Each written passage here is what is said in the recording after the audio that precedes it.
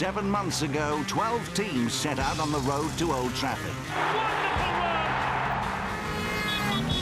And this is John Tate Harpy.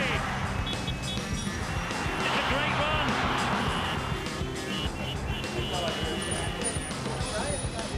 Wonderful try! And Ashton is on his way to the corner. Here comes Rob Burrow.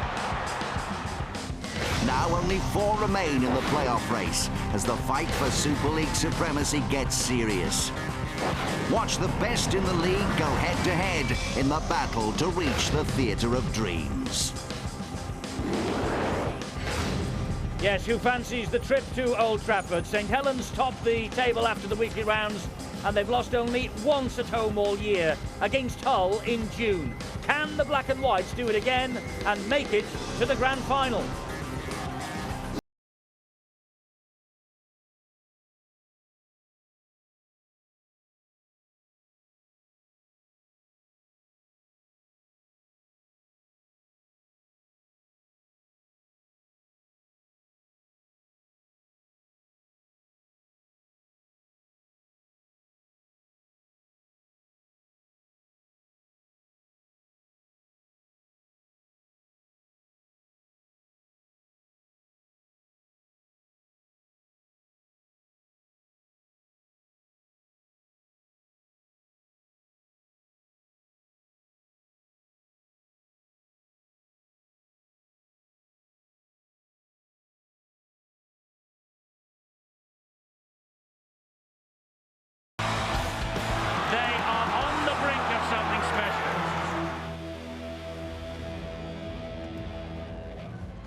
And welcome to Old Trafford for this massive match between St Helens and Hull.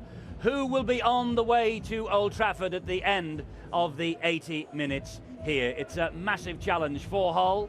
They happen to be the only team to win on this ground this year. St Helens, of course, they top the table, and they are firm favourites to make it 5 Super League wins in a row.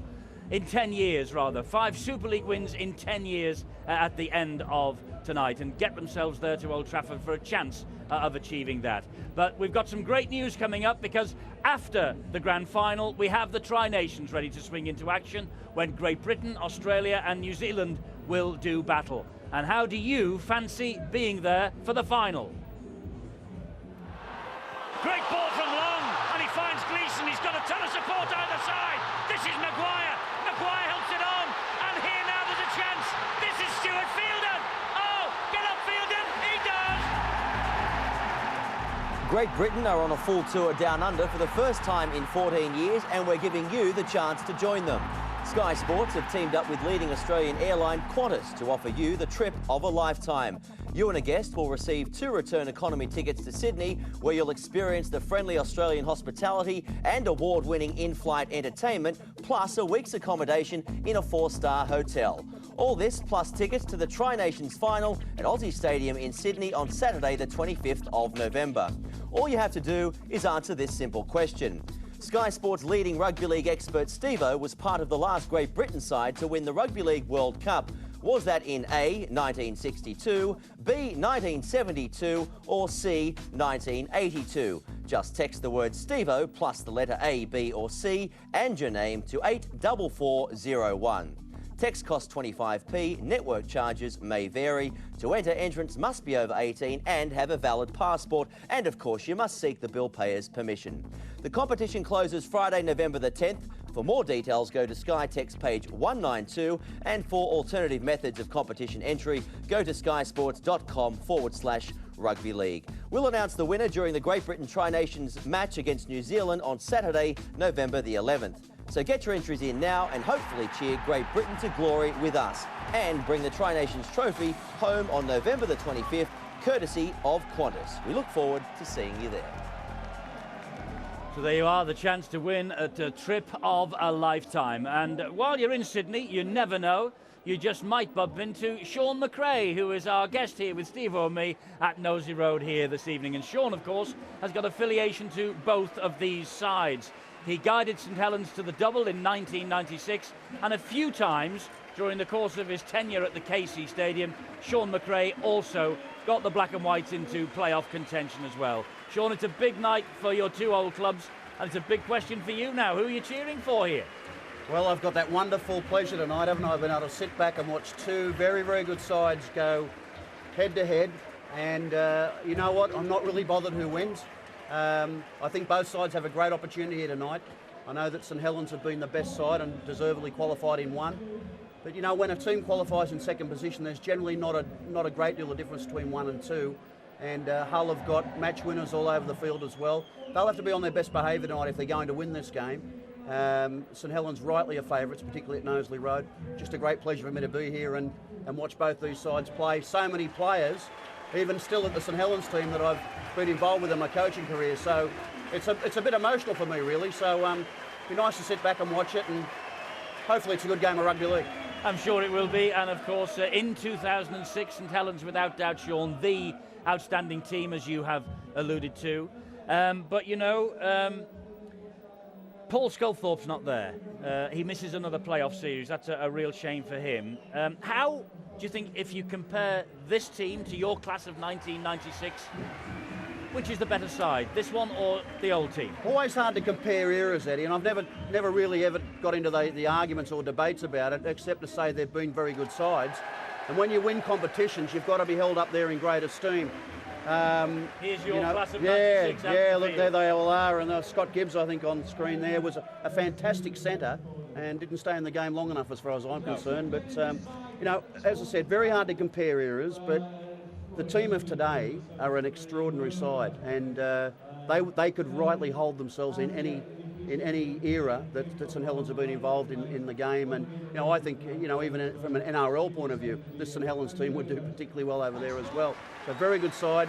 The 96 side, I was pleased to go and see the guys just before the game and have a chat to them, and you know, a few of them still look like they can play too, so they might have a few reserves up their sleeve. Yeah, Sean should really be down there with his team from 96, but he's happily here in the studio with us up to kick-off time come 8 o'clock. So let us go outside and join Phil Clark, because, Phil, there's no doubt about it, St Helens have got a truly fantastic home record this year, but coincidentally, Hull, who are here tonight, the only team to topple them on home soil.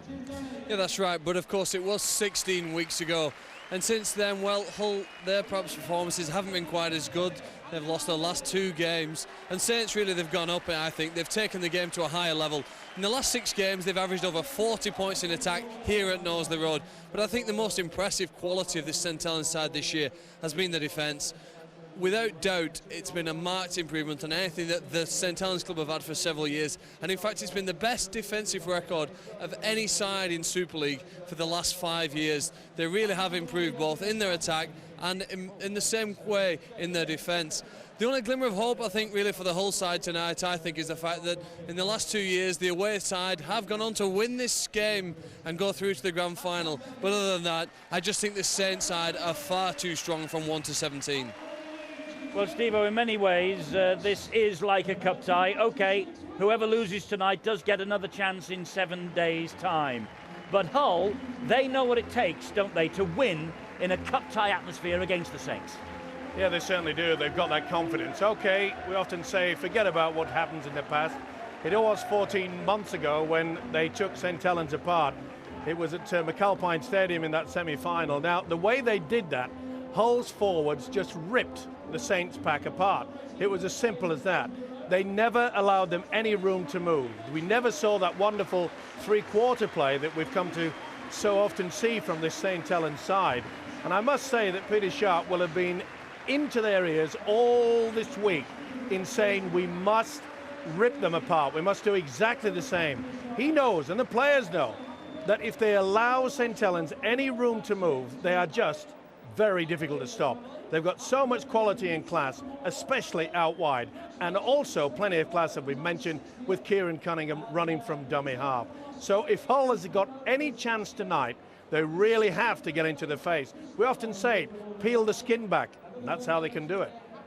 Well, dreams will come true tonight for the players of either St Helens or Hull. All of them out there on the field will be making a wish, hoping that their dream will come true and they will have a fairy tale end to the season at Old Trafford in 2 weeks' time.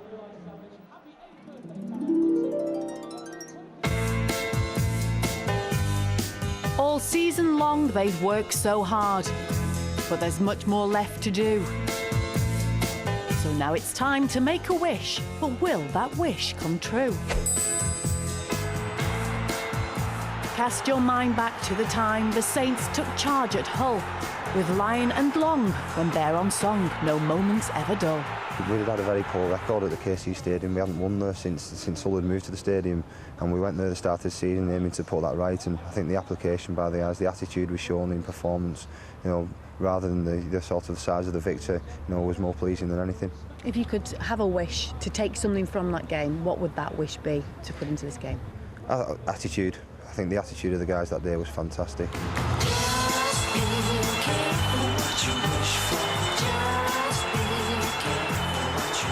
The games we have lost this year, they've been by the odd try. Apart from the St Helens games, they really took us to the cleaners that game. But that's in the past now, and we are looking back that far. We're just looking to the next game.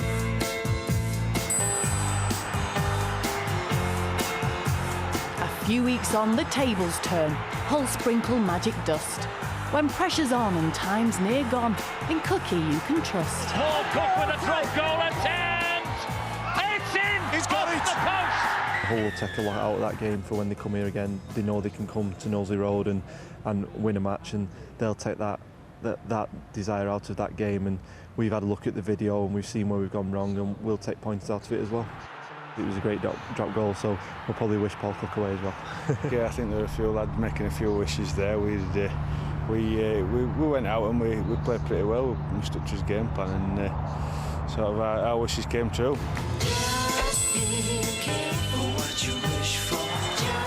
A year ago, both Saints and Hull did dare too far to dream. Their playoff hopes went up in smoke. The Bulls, the better team. It was a bit of a nightmare, we got pretty hammered back then, but things have changed on for us, and we're really pleased with the way the season's gone. Last year we ended up taking a second chance and we didn't get there again. So this year we're in the same position and we want to do it first time. Is that your main wish for this game then? Yeah, just to get the win and get to Old Trafford without any second chances. So who's the best? Who'll take the spoils? In whose favour is it slanted? With one small wave of my fair wand, what wishes could be granted? To win, obviously. Don't mind getting back over the line, get a nice try, and just finish 80 minutes this time at St Helens. Performance, I've always said success and enjoyment. 1 to win, 2 to get man of the match, and I think third wish would be for Yimo to score a try and his pants split.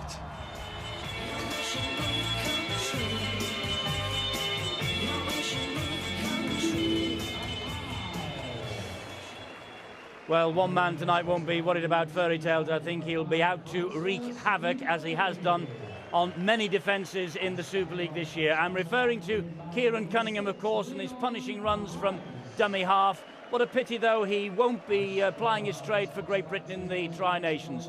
It's a great shame, isn't it, Phil Clark? Yes, it certainly is, Eddie, and anybody who's ever watched St Helens play know that the first threat starts when the ball's in his hands. A quick play the ball to Cunningham, and you're potentially in trouble. We're going to look at 3 examples from when these sides last met here at Knowsley Road. Of course, Hull were winners that day, but Saints got off to a great start. Cunningham gets out of the dummy half area, attracts defenders towards him, and then finds a support play.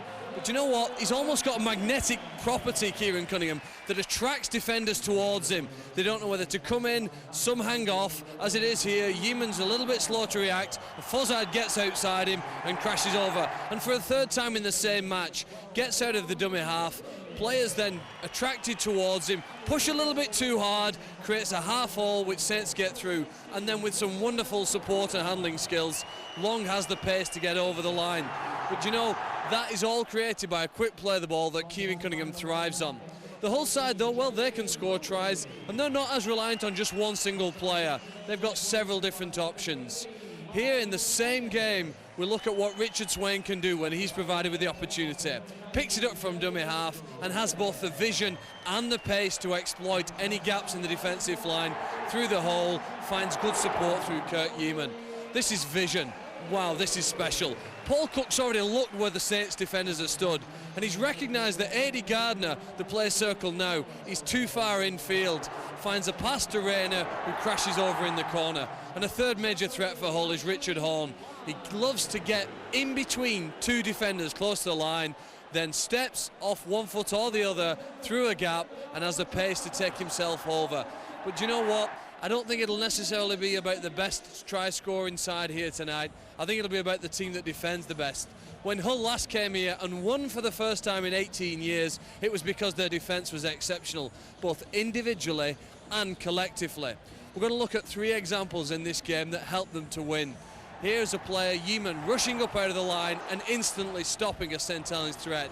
Even when the line's broken, they have to find a player somehow to get back, try scraping tackle by Gareth Rayner.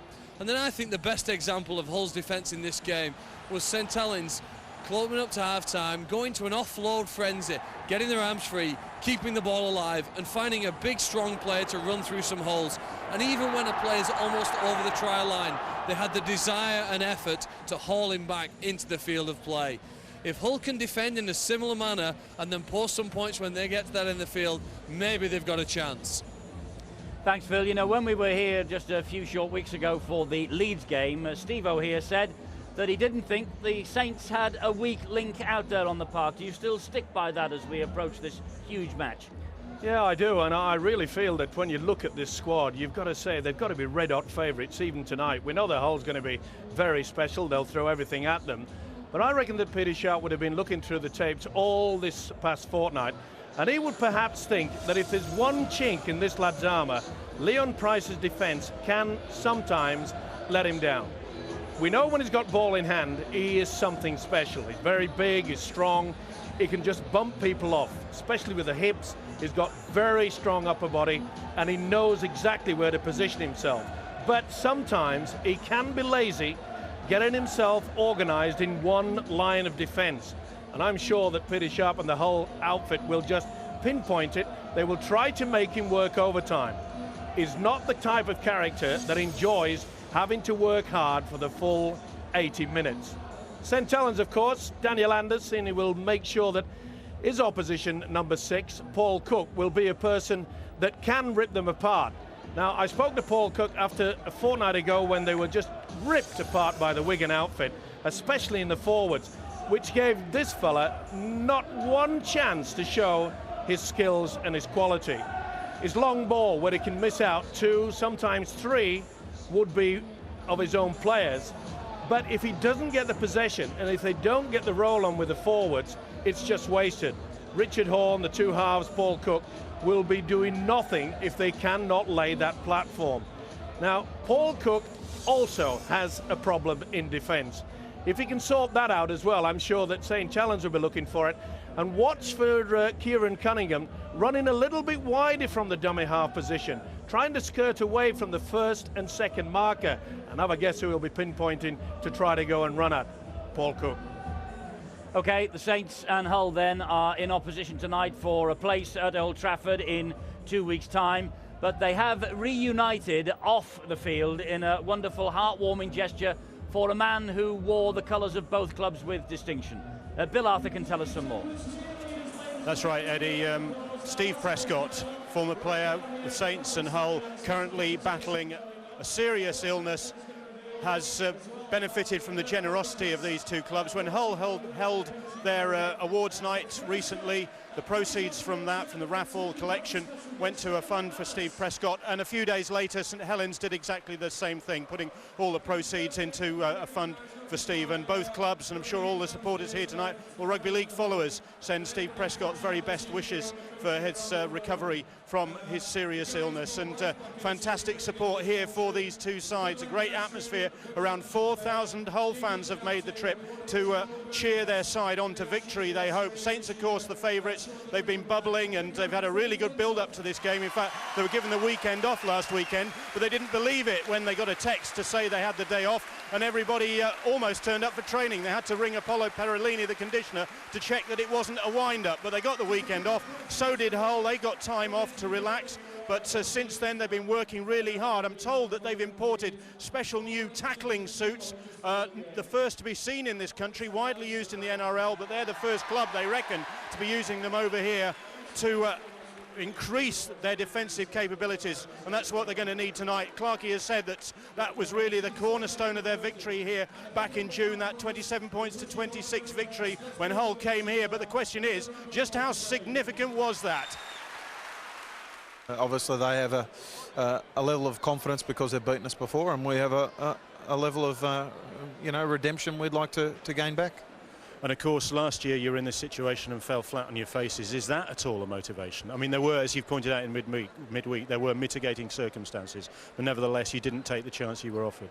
Yeah, well, it's not lost on us, and we are constantly told about it too. Don't worry about that. So, but it's not a huge difference in our motivation for tonight's game. We've grown from last year.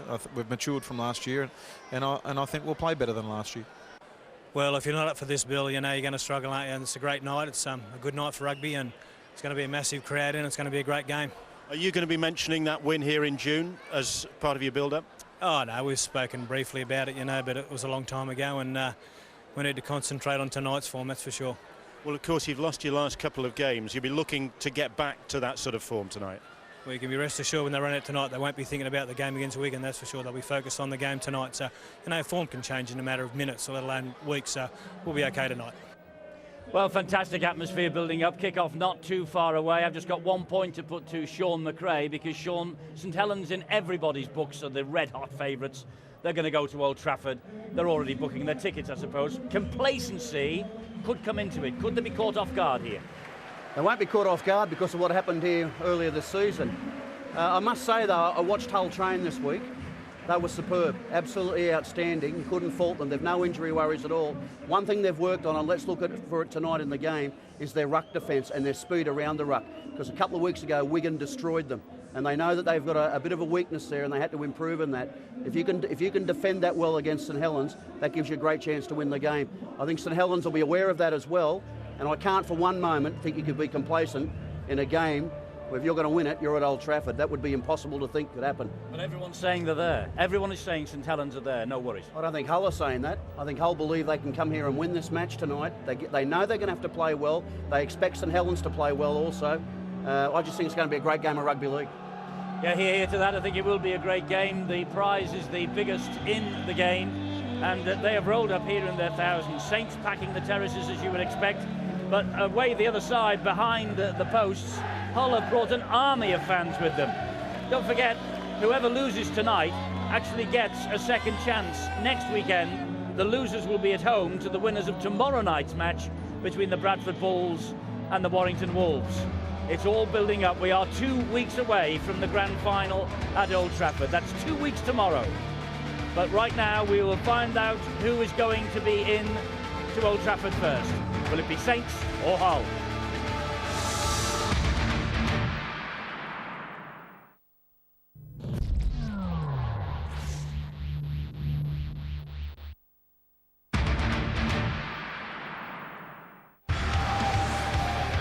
It's Old Trafford or bust for St Helens and Hull here at Knowsley Road. Whoever wins tonight goes straight through to the grand final in 2 weeks' time. The Saints finished 8 points clear of Hull, and so are now 2 games away from a 5th Super League crown in 11 seasons. 13 wins from 14 home games in 2006. Hull beat them here 27-26 in June. They won here that night for the first time in 18 years and 18 matches. It was sweet revenge for a 46-0 hiding that they suffered against Saints in March, the beginning of the end for John Keir. This is the same side. They're just about at full strength with the exception of Paul Sculthorpe. It's Wellens at fullback, Gardner, Lyon, Tallow and Melly, Price and Long. The forwards Anderson, Cunningham, who skippers the side in Sculthorpe's absence, and Kalis. Gilmore, Wilkin and Hooper. And the bench occupied by Roby, Bennett, Graham and Fasavalu. The coach is Daniel Anderson, who had the luxury of leading out the New Zealand international Vinnie Anderson from his starting 17. Now Hull, they've got Motu Tony at full-back, then they've got Briscoe, Yeaman, Domick and Rayner, Cook and Horn. The forwards, Dowes, Swain, Carvel, Radford, McMenemy and young Danny Washbrook. And on the bench, Whiting, King, Horn and Scott Wheeldon. The coach is Peter Sharp. So the black and whites of Hull, they arrive in the playoffs having lost their last two matches at Warrington and Wigan. Their second place was assured long before those two games, though. They beat Warrington in the playoffs last year, 40 points to 6, but bowed out the following week at Bradford, 71-0. 5 defeats in 6 playoff matches now for the black and whites of Hull. The Saints, they've won the last 6 home games, scoring an average of 42 points. Just 1 defeat in the last 13, that with the reserve team in Perpignan against the Catalan Dragons. And Daniel Anderson's men, no team has beaten them by more than 4 points all year. Catalan, 4 points, Huddersfield 3, 2 at Bradford, 1 point here against Hull on the 8th of June. Can they do it again? Teams lining up side by side to make their entrance. It is a smashing atmosphere at Nosey Road. Nothing quite like this place on a big match night. And the nights don't come much bigger than this.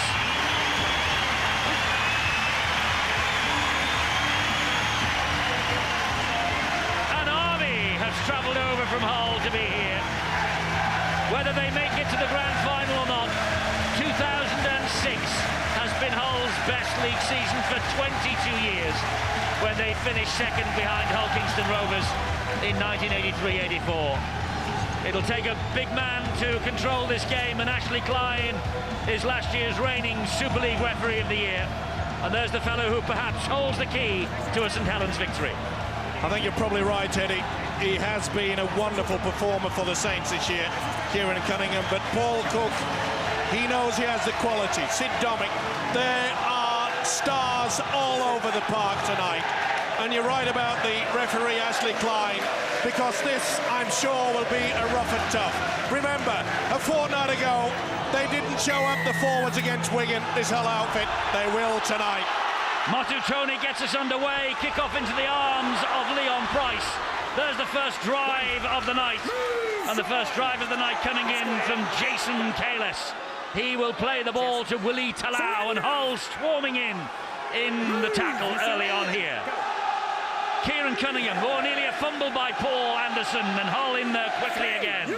Just get the feeling that Saints are a little bit nervous. They've realised that Hull getting out of the blocks very quickly, especially out wide. They're forcing them into one-out football so far. Not one combination of passes have we seen as yet. Paul Cook, he probably holds the key to victory for Hull, as Cunningham does for the Saints. Well, we said that Hull's defence had to be special if they wanted to win. That's a pretty special start. To restrict the St Helens side to just 30 metres at the beginning of the match. You know, Saints have got the best goal forward in Super League, and Hull have just done a good, tidy job on that. Interesting there that Sean Briscoe has funneled back. He is playing at full back then, even though he was named on the wing by Peter Sharp, and Motu Tony has moved out to the wing to cover Sean Briscoe. Not totally surprising, Eddie. I think you'll find that Motu Tony and Sean Briscoe will swap during the night. Sean Briscoe, a more natural fullback. Motu Tony able to fit in on a multitude of positions. He can play almost anywhere in the back line, and he can certainly run a little bit of dummy half. So expect to see them swap during the night. I think you're going to see in the opening exchanges very patient football from both sides, and just trying to finish their sets of 6, get a kick, put the other team under some pressure, ask some questions, and try to force an error. Kick down the line is well fielded by Paul Wellens, who's had an outstanding season, and here he goes again. He's eluded 2 would-be challenges. If you're going to utilise the short blindside for the kicking game, you've got to make sure that you put it away from the fullback, Paul Wellens. We've just seen there his ability to step and beat at least 2 to 3 players on every occasion. Surprised that Hull didn't go for a quick kick right into the corner just to apply the pressure, set the scrum. Saints in possession with Cunningham. Here is Kalis again. He'll drive it over half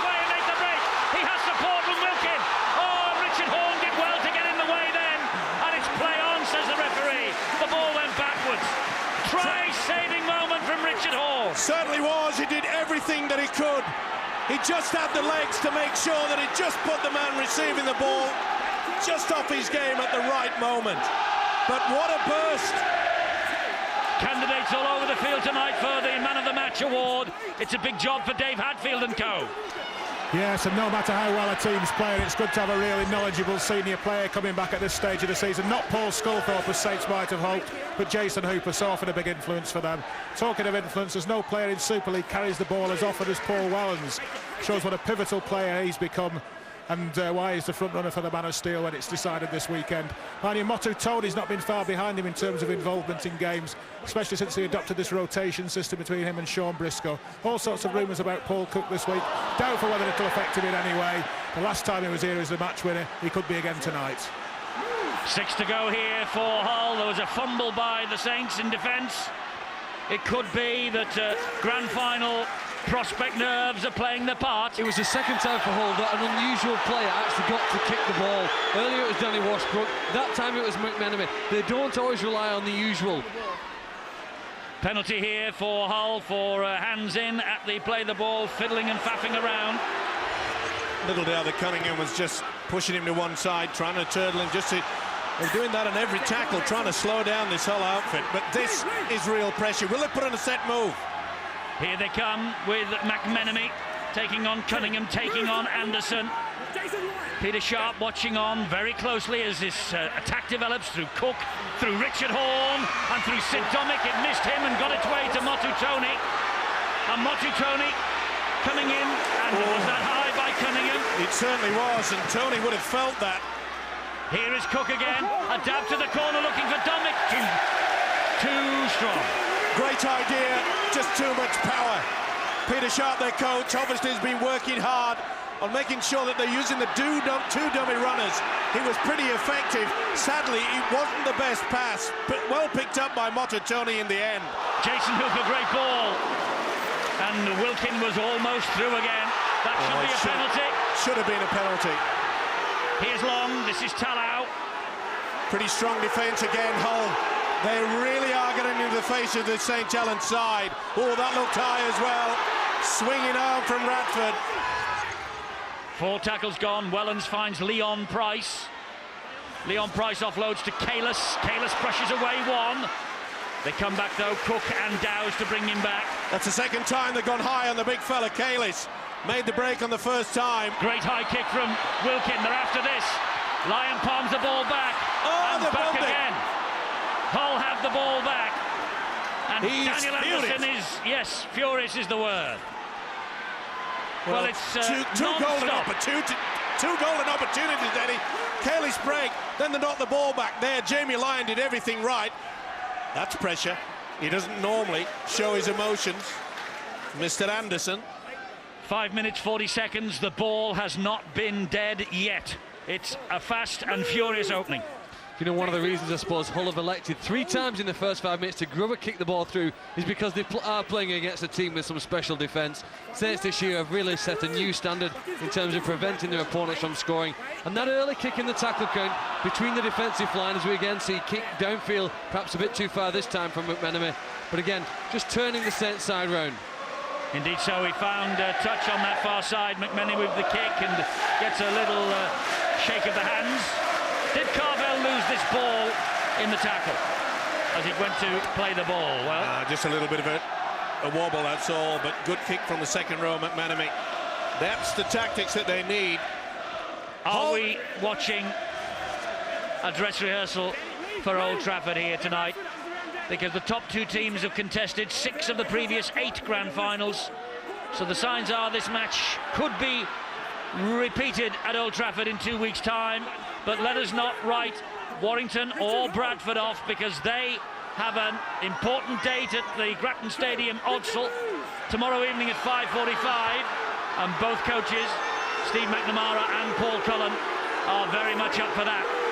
Whoever wins that will face the losers here tonight.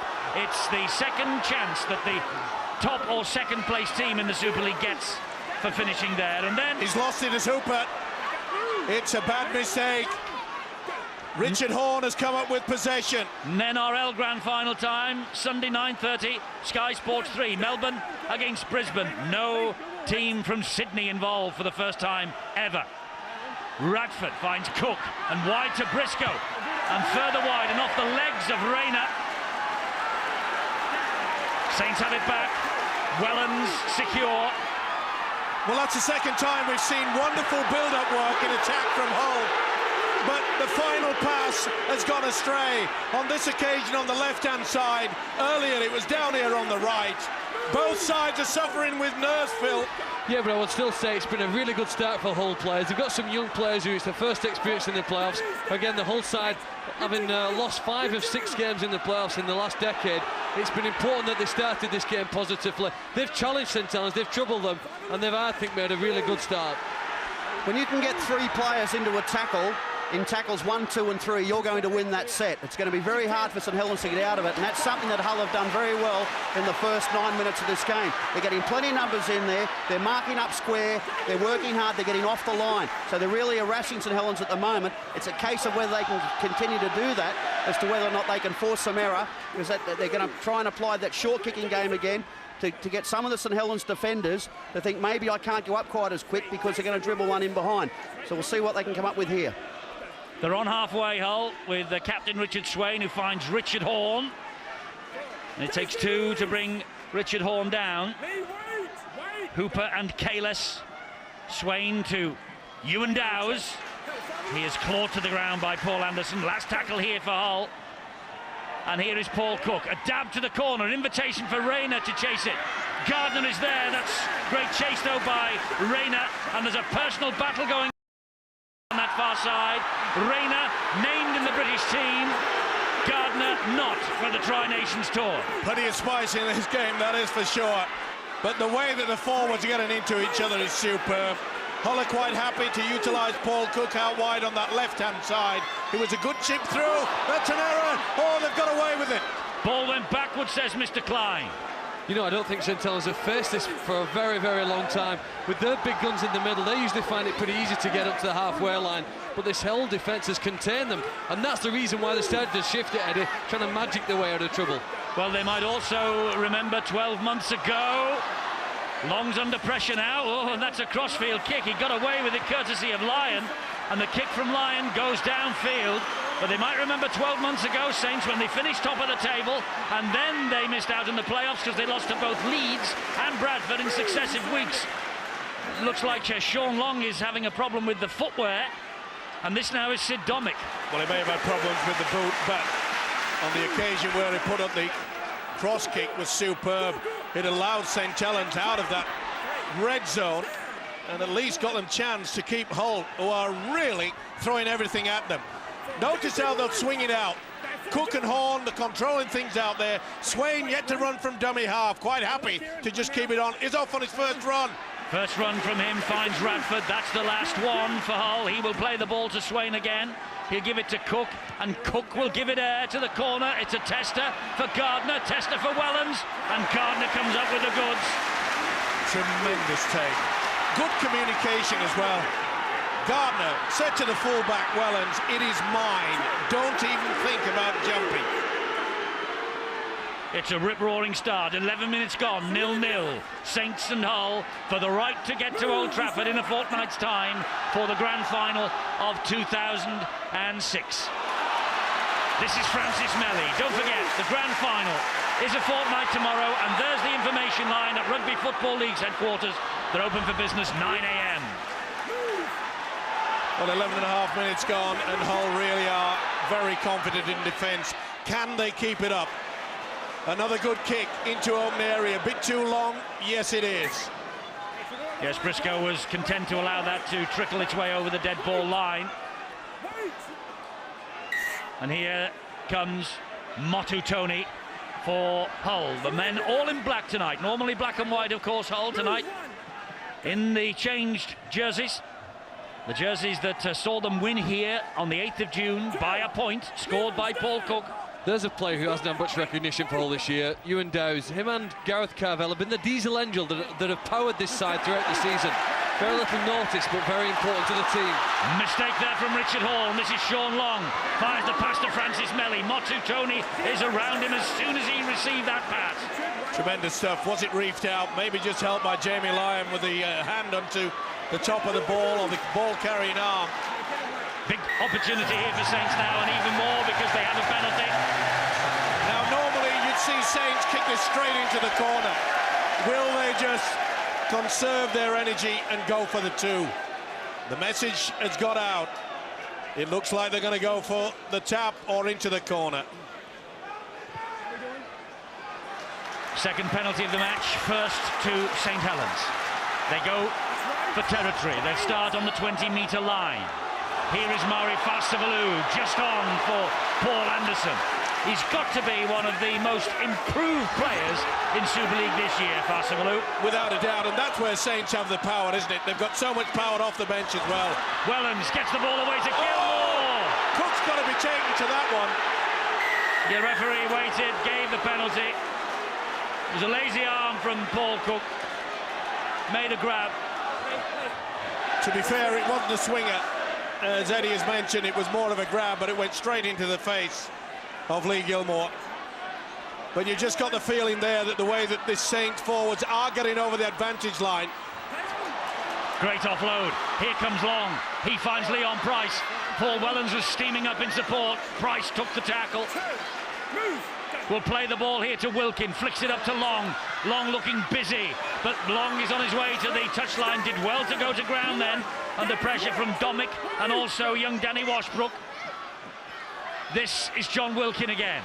Wilkin gets the ball out to Francis Melly. Melly will come back in field, and he tried to go through the hole as support arrives from forward pass. Just delayed it, did Melly.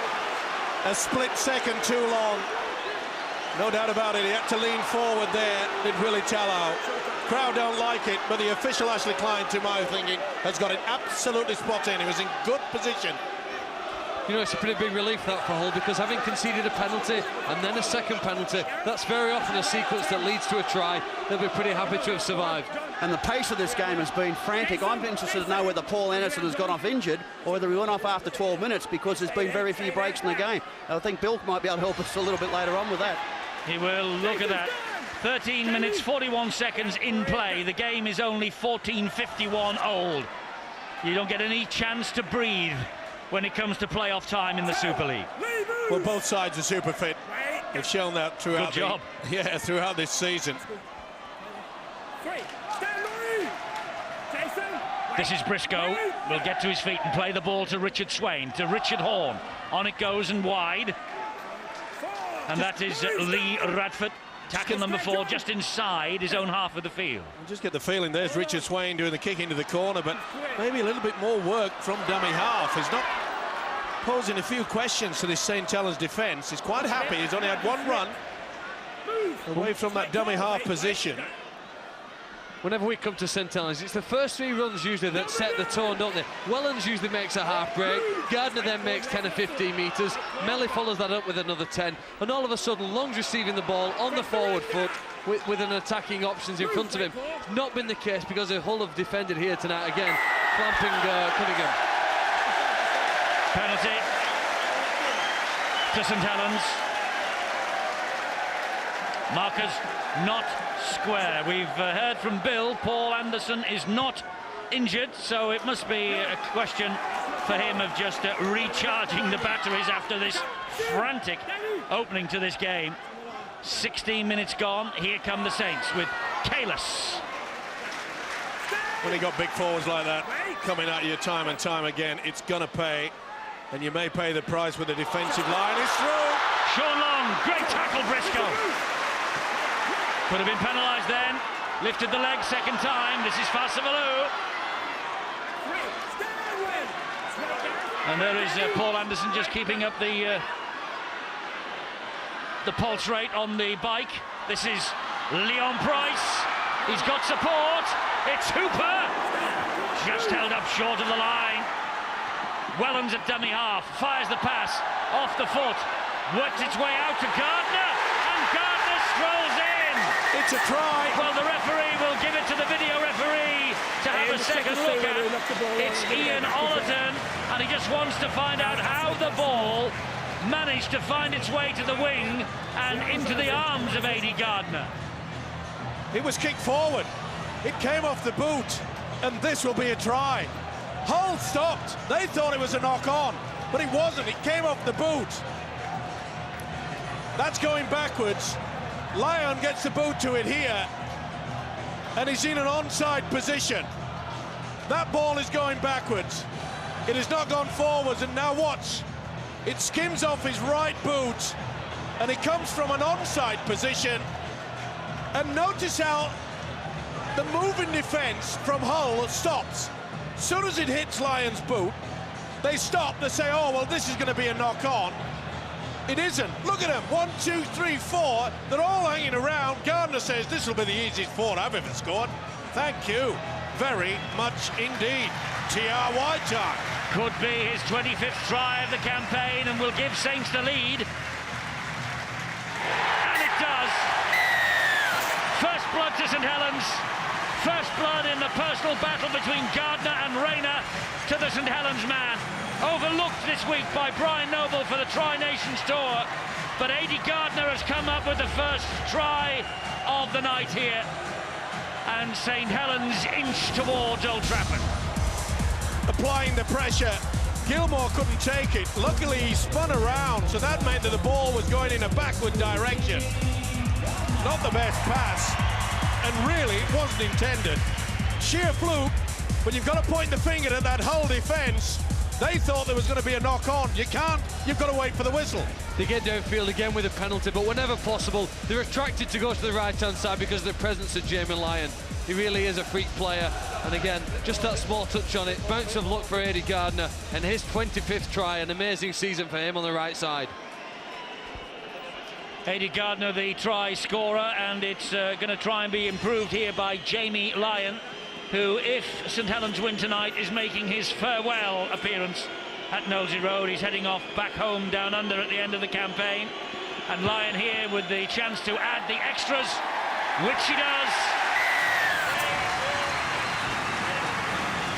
They will miss Jamie Lyon next year.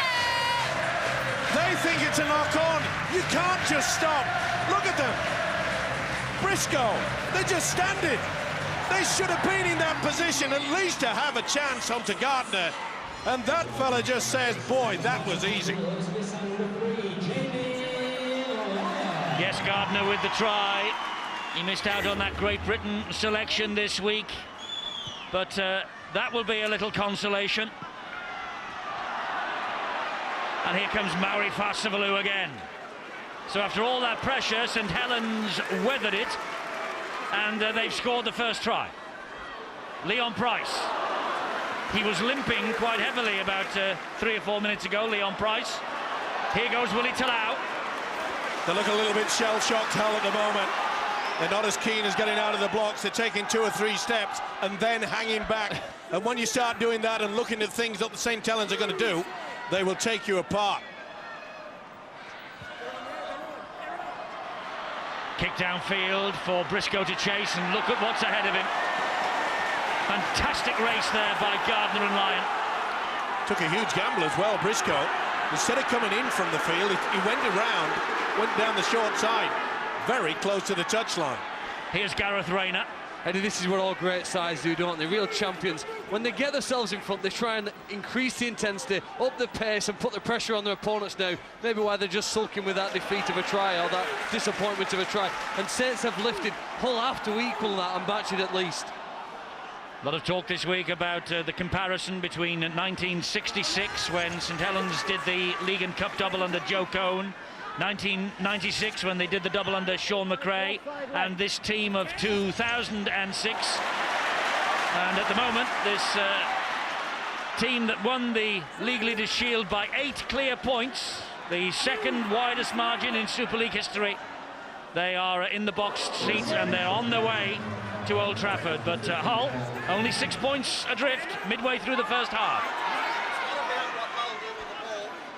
It's not about what Hull do with the ball, it's what they do defensively.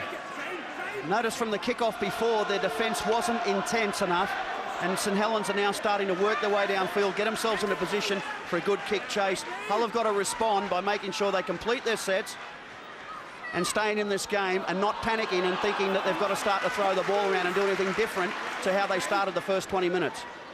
Kieran Cunningham finds Sean Long. It's a dab over the top, an invitation to Talau and Francis Melly. Motu Tony mops up, gives it to Sean Briscoe, and that's high from Sean Long. And all that pressure just goes melting away. This is a penalty that Hull couldn't have bought. Yeah, but they worked very hard for Eddie. Briscoe managed to time his run, get himself into position to take that pass off Tony, and made himself dangerous, forced Sean Long to make the mistake, got them out of trouble. Good work between wingers and fullback, working hard when perhaps they wanted a breath. Sid Domick for the Black and Whites, third playoff appearance with a different club in 4 years. Warrington and Wakefield previously. That's young Danny Washbrook, playoff debut for him at loose forward. Richard Swain, Lee Radford, Richard Horn, Sean Briscoe, wide to McMenemy, off the arm of St Helens. Rayner will pick it up. Rayner will come back inside. Now he'll straighten it up. Super stuff. Just shows you what speed and position can do for you. And a vital 20 metres downfield. Just watch the way that St Helens are doing their defence, you know. They called it the crash tackle. Two will go in, hold him up, and the third man will come into the rib cage. This is Lee Radford. Bags of playoff experience for Lee Radford. One of 10 in the Great Britain standby squad. And Richard Horn. Kick downfield, and that will hang in the in-goal area. Wellens will have to run this ball out, and he does. But he only makes, oh, and that's great defence. He only makes 9 metres, and then Cook and company, they push him back a couple of metres towards his own sticks. Here's Francis Melly. Pretty smart work there by the standoff Paul Cook. Realised he got to the man. Ball's come out there. It's a knock-on.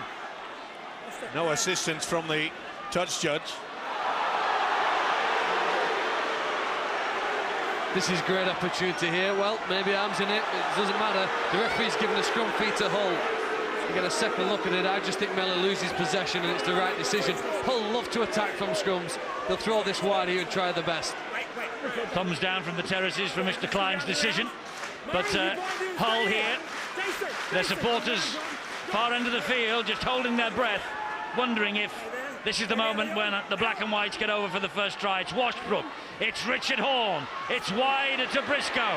Great defence from Gardner and Lyon. Richard Horn again. Now it's with McMenemy.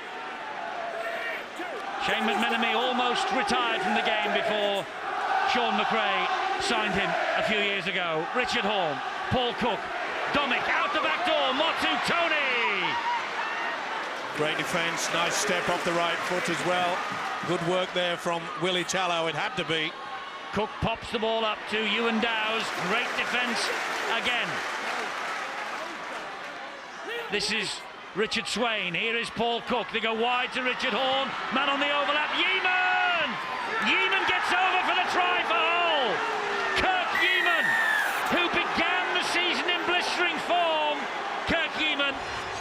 He scored 21 tries in 15 appearances. Then he was badly injured. He's on the comeback trail. He's on the plane to Australia with Great Britain, and that's his first try since his comeback. Kirk Yeaman with the try, and Hull are back in the hunt. All came about by a controversial decision, saying that he'd lost control of it. Did Radford have a lazy arm? Either way, Hull are not complaining. Good swing there. Cook onto his halfback partner and running on the slide and gets over. Back to his best, Kirk Yeaman. Good basic link try. Using the dummy runner, you can see how the sliding man came in. It was insufficient. Yeaman has got far too much strength, and there's no way he's going to be stopped. Long went high, knew he couldn't get there. And what a wonderful set constructed, stretching the St Helens side, as you can see, all the way across the field, first and second on one side, back on third and fourth, and then shifting it to their favourite option, the left side of play. Kirk Yeaman, the big star. His first try since he scored on this ground on the 8th of June in the Hull victory. Paul Cook to try and add the extras. Oh, what a kick! What a kick from Paul Cook on the touchline. And it's all square at 6 apiece. Sean Long pinpointed. He should have moved a lot quicker.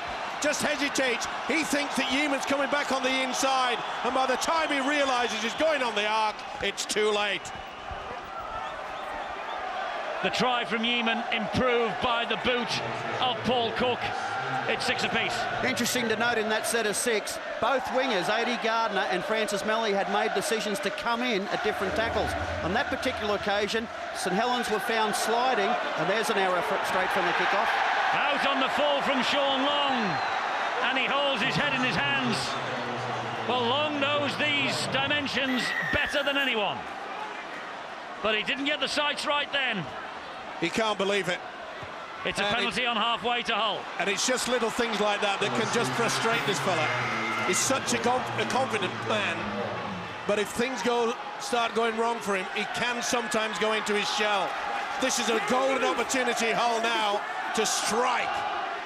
It is with Paul King, yet to sign a new deal. The ball comes to ground. Saints have got it back, have they? No. King did well.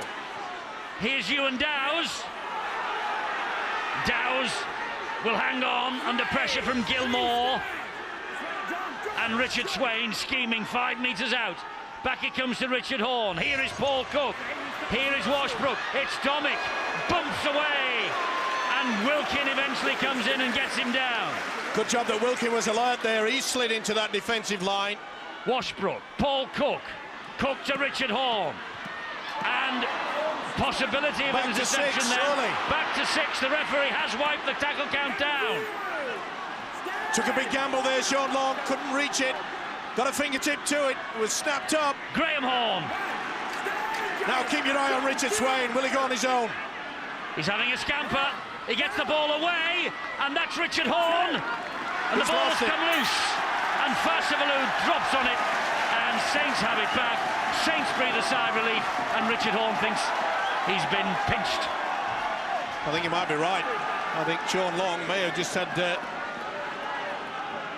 Yeah, I think Sean Long gets a little bit of an arm underneath there.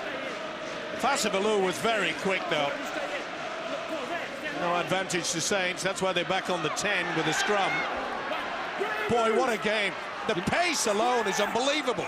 When Hull went on that run of victories earlier this year, you know, one of the things that made them so difficult to play against is they had so many different options and dangerous options close to opponent's line. They've rediscovered that combination tonight, and it makes them look really dangerous when they're close to Saints' try line. Yes, when people saw them lose at Warrington and then lose at Wigan in their last 2 matches, a lot of people said that Hull's tank was empty, but not at all. They were just waiting for this night. Well, were they holding back? That's what you've got to say, but you must understand the way that, especially Mickey Hyam on that night when Wigan just running from dummy half. They were not at home at all with this Hull outfit, but they are tonight. They've kept Kieran Cunningham very quiet indeed. Long with the kick downfield. Briscoe is after it. It's a good kick as well.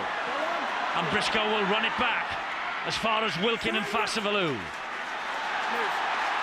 Kicking from both sides now. Very, very good indeed. The chase is eager. And there's going to be some tired bodies as we get close to the halfway mark. Here is Motu Tony. Either side would be delighted to get through to Old Trafford and not have to go through the long bursting problem of a match next week against Bradford or Warrington. You know what Hull need to get through? It's the next 10 minutes. I've said all season, from 30 to 40 minutes, Saints have been by far the best team in Super League at scoring tries. 33 tries they've scored throughout the course of the season in this next 10-minute period. It's when they really lift to another gear. James Roby often comes on and replaces Cunningham, and they seem to get even faster. I tell you what, Paul Wellens was very fortunate then. That looked to me, although he was facing his own line, that ball had been knocked forward by the Saints full-back. There's a 50-50 ball. You'd have to agree with that. Gave him the benefit of the doubt. But full credit to this Hull outfit. They were shaken when Gardner went in for a very simple try, but they just rolled the sleeves up and really started getting into it, building back. Yeaman's try, put them on level terms. Oh, Leon Price was almost through. This is John Wilkin, a very quick play the ball on the last tackle, down the line, looking for touch, and he finds it. Tremendous thinker. Not only is a hard worker, and his coach Daniel Anderson is fully aware that John Wilkin has been nothing short of superb this season. He'll do his hard work, but he knows a lot about the game. A very quick thinker. On that occasion, you could see he knew he was under pressure. Let's get the ball down there. They could force the error. This is a big night for Hull, but they are mourning the death of former Great Britain international Tommy Harris, who's passed away this week at the age of 79. He made 443 appearances for the Black and Whites, including one which earned him the Lance-Todd Trophy in a Challenge Cup final defeat by Wakefield Trinity at Wembley in 1960. And if they get through to Old Trafford, I'm sure that a lot of people on Humberside will remember the great Tommy Harris. He was one of the greats, Eddie, and I am really, really sad, because he was the man that I just absolutely adored. I copied his style of play.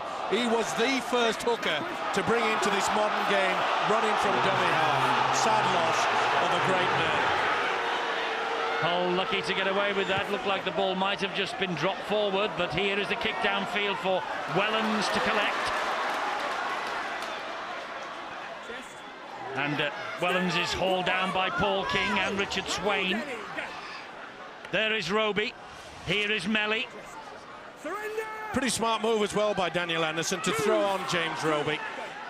He knows that some of these Hull players will be feeling the heat of the battle. It has been very, very fast indeed, and new quick legs out there can make the difference. This is James Graham now. Outstanding young forward for St Helens, and he gets the penalty.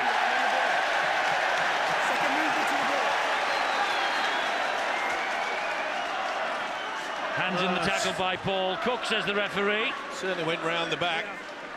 Just a little bit of a shove. It's very difficult in the heat of the moment. The ball's there. You think it's on the blind side of the official, so you make it and have a try at it. Didn't come off on that occasion. Anderson is back for Saints. He will play the ball to Roby. He shows it to Graham. He shows it to Long. He gives it then to Wellens. And Wellens will have a little attack before he is halted by the tackle from King. And also out there is Scott Wheeldon. Now it's Long looking busy again. It's Price, and this is Gilmore. Great tackle from Dominic. Leon Price. 1, 2, 3 in there, 4 in there. Ball comes free. Hull have got it back. The errors are starting to come from the Saints outfit, and that will frustrate them even more. They've got to be careful here, not to go in late and give away a silly penalty. You've got to try to keep the opposition. Big gamble from Cook. He has the ability to do that. And Rayner's got the speed, but not with Jamie Lyon round his ankles. This is Kirky Eamon. 6-all, coming up to 5 minutes to go in this first half.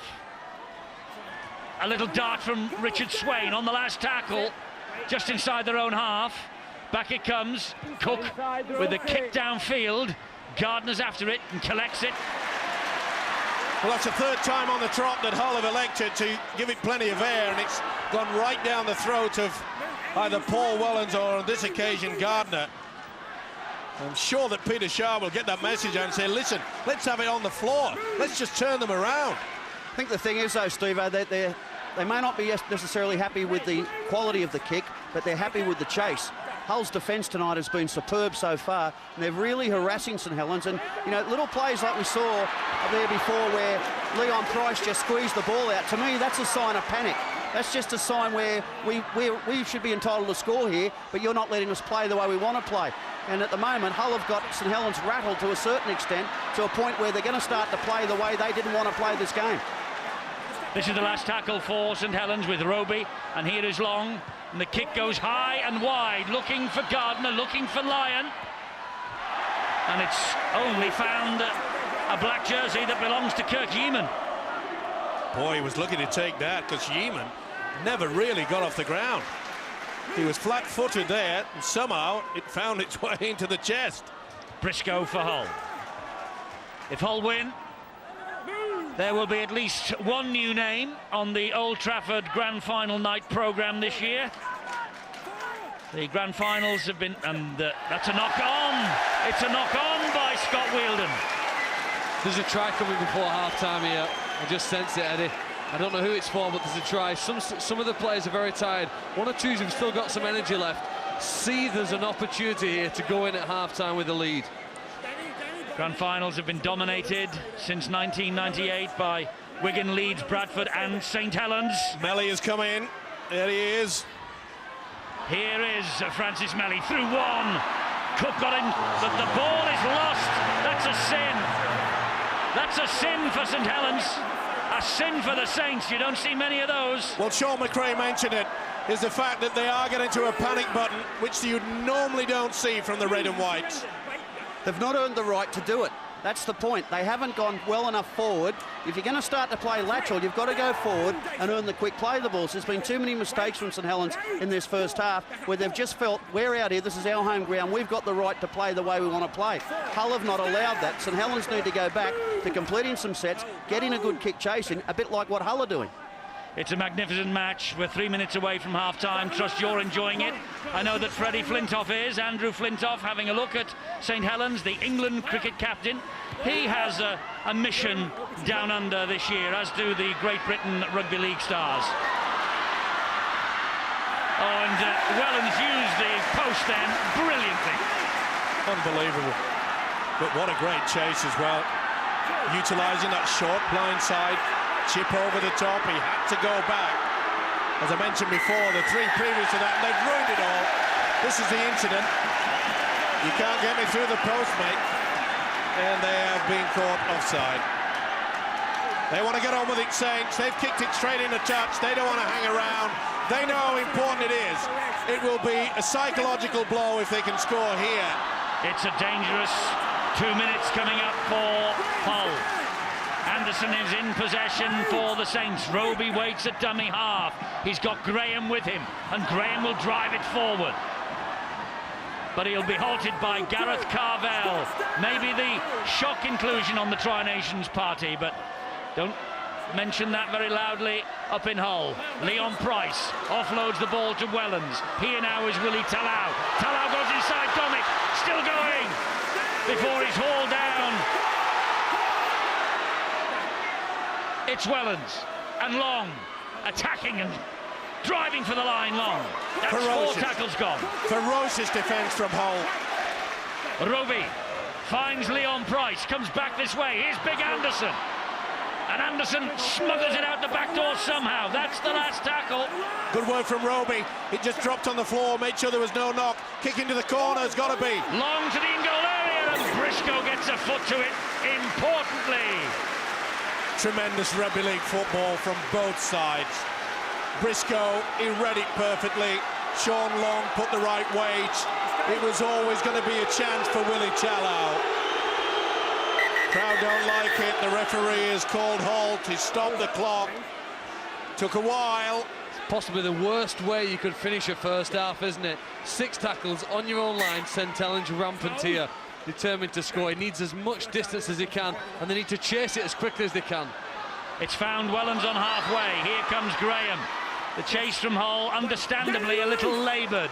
There are 30 seconds remaining to the end of the first half, and here is Roby. Good tackle by Richard Horn. Don't be surprised if they go for the one. It's Wilkin. Lost it. Hull have got it back, and Hull will see that as a get-out-of-jail card. Good effort. Good defence. One goes low, goes right up into the rib cage, loses possession. Daniel Anderson knows that he's got a big game on here. They may be red-hot favourites, St Helens, but the crowd are tense and so are the players. This will be the last tackle of the first half. There. No, yes, that it is. The referee says that will do.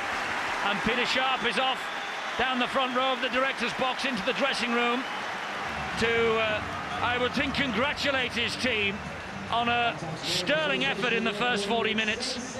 They have really taken the game to the Saints. The only team to beat St Helens on this ground in the regular weekly rounds this year.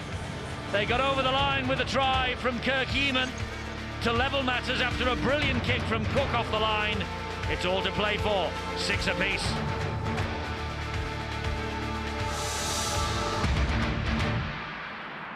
That's going on here at Knowlesy Road. Saints 6, Hull 6. Top 2 in the Super League after the weekly rounds. And whoever wins tonight will be on the way to Old Trafford in a fortnight's time.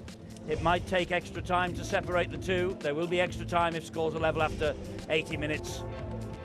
But it's a big 40 minutes coming up for these two.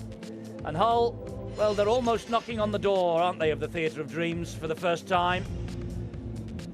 They won here in June, and, well, it's half a game here now, and they're all square with St Helens. They really have taken the game to the team that lifted the League Leaders' Shield. 8 points clear of them at the end of the weekly rounds, but there's nothing to choose between the two sides here tonight. Sean McRae's alongside Phil, Steve-O and me. His two teams battling it out for a right to get to Old Trafford. Great game. It's a terrific game. You know, when teams have a weekend off, sometimes they'll turn up and look like they've had plenty of time off. They're almost back to pre-season. Other sides come out and look fresh. Hull to me look fresh. St Helens look to me like they still haven't quite clicked and haven't quite got it together. 61% completion rate indicates they're prepared to take risks. They haven't come off for them. 88% completion rate from Hull indicates they're prepared to be patient and just chip away and chip away. Their kick chase has been outstanding. That's why it's at 6-all. St Helens are used to things happening for them, and they're not happening yet in that first 40 minutes. Hull is sitting back and saying, well, we'll defend. We'll just keep pressing forward, we'll roll through our sets, we'll kick, we'll ask you some questions. They've done it very well. It's a very good tactical game going on out there at the moment, and something's going to give in the second half, no doubt about that. Yes, something's going to give, but I wonder, Phil, are St Helens rolling back in their mind to 12 months ago when they had 2 bites at this cherry for Old Trafford and failed? I'm not quite sure. I'll tell you, I think a difference in St Helens this year was a lesson we saw in the Challenge Cup final when they were put under pressure by the Huddersfield side, and yet they didn't panic. They carried on doing the right things, and in the end they ran away with a clear victory. I don't think they'll run away with a clear victory here tonight, but I don't think they'll panic either. I think there is some pressure on them, and the longer the game goes, obviously the pressure and the expectations of the fans grows on this St Helens side here at Knowsley Road. But I still think they're in control of the game. They're probably the fresher side going in at half-time, and if they can correct 1 or 2 things, I'm sure they'll go on to win. But Hull are the one side in Super League who perhaps could come here and beat them in the playoffs. Well, we'll know in the next 40 minutes or maybe an hour if we need to go to extra time whether that is going to come to pass. Steve-O, it's been a rip-roaring game, it really has. I just wonder if St Helens, you know, this business about they're at Old Trafford already, I wonder if that's getting to them. I don't think it is. I think that they're just a little bit surprised with the quality of this whole defence. They probably would have watched that game a fortnight ago against Wigan where they just didn't turn up in that department. They certainly have tonight. Hull said, we are here and we're going to make it to the grand final very, very quickly indeed. OK, it was Saints that threw everything at them in the opening 15 minutes, and they had the first opportunity. Cayley's made the breakthrough, and it was a wonderful, wonderful opportunity. But you've got to give credit to this whole defence. They got back in numbers. You know, it was Richard Horne that made sure they were going to get there in time. And it just set the scene. This is the break here. They went a little bit too high. Watch for the inside, and look how Horne got in there. That was a try-saver. All right, this was a little bit of a luck, but you've got to point the finger at this defence. They stopped. Look at those 4 players just saying, oh, well, it's a knock-on. You can't wait for the referee. Gardner said, I'll take the 4. And they just had a moment there where they're a little bit wobbly. Now, did he lose that ball, or was it stripped? It didn't matter, because this is one thing that the Hull attack can do. They can link with the 2 halfbacks, and when Yeaman went in, beautiful conversion right from the touchline. But you've got to say that their coach, Daniel Anderson, will be saying to his players, hey, look, we're a lot better side than this. We don't have to force the pass. And that is what they're doing, because there's too much panic. 10 errors, can't win a game with that many. Well, it's a great match, though, just the same for all the errors, and everyone here on the edge of their seats. The St Helens supporters believe they have a God-given right to get to Old Trafford. The black and white supporters, they think that maybe this is going to be their year. And there is the judge who's sitting on the sideline, Freddie Flintoff, the England cricket captain, is watching and waiting for the second half to unfold. Wonder whether he will give somebody the nod to get through to the Theatre of Dreams tonight. It's 6 apiece at Knowsley Road. St Helens top, Hull second, beginning as a game to savour.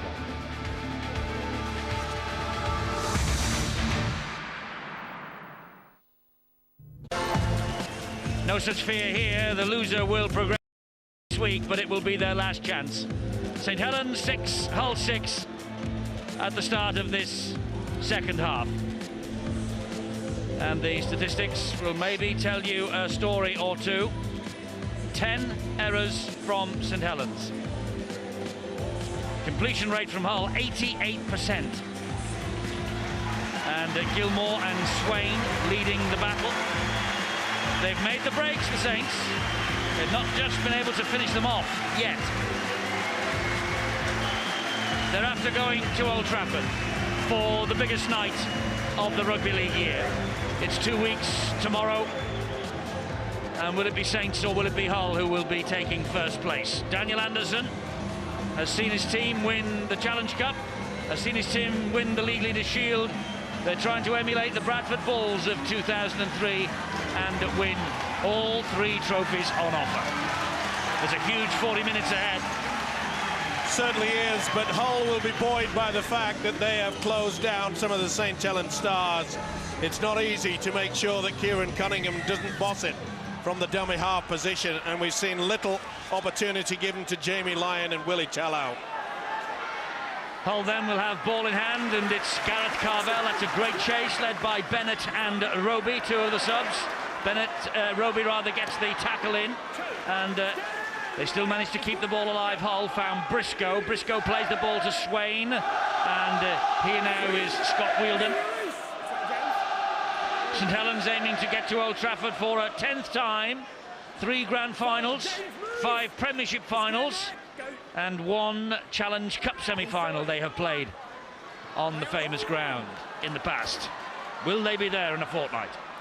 Everybody says they will. They are red-hot favourites. Well, if the Hull supporters at home watching wonder a little bit of heartening in the second half, it's good in the knowledge that St Helens have only 4 times this year not been in front at half-time, and they've lost 3 of those 4 games. To be close with Saints puts them under pressure, gives you a chance, and the way Hull defended, well, they've got every chance of going through tonight. Roby was nearly through. He really could be the jack in the box, you know, in the Tri-Nations, James Roby. He's got a job to do in this grand final quest first, but it is exciting, and it's exciting that we might see him in a Great Britain jersey this year. Interesting to see there that passage of play. You know, when he looked at the screaming was Sean Long to the official saying that there were interference. That went backwards. That will play on yet again. And the ball is not in touch. It's still the last tackle, this. It's still the last tackle. Long is in a bit of trouble. Oh, they're going backwards, Saints. You're going the wrong way. Lyon with the kick. Oh, it's not a bad kick, to be fair. Look at that. But was that a knock-on deliberate by Paul Cook? Well, no, not the way the modern rules are interpreted, Steve-O. Well, I'm not so sure Paul Cook was in a position there to be classified as involved in the tackle. Interesting to see that. Either way, great pressure from the black and whites. Oh, he's involved in the tackle, all right. Not so sure. This is Richard Horne. Hull are pretty confident that if they get anywhere near the Saints line, that they have the ability to do it. We've seen the quality, and that's a penalty. It was reefed out. It's a very strong carry from Gareth Carvell, isn't he? Took the Saints defenders with him to the line. I wonder here whether Hull will be tempted to go for 2.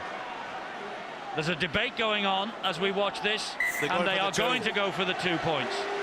That's a wise move. And it was stolen by Wilkin, without a doubt, and the referee perfectly positioned. And 2 points on offer at this level. They'll take him if they can. Well, you know, Warrington took a kick at goal, didn't they, in a similar time this time last week. We all questioned that decision and how right it was for the Warrington Wolves. Helped them to win the game. Could be the same here.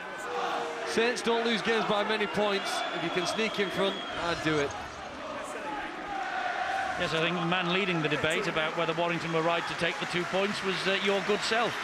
Yeah, I know. Thanks, Eddie.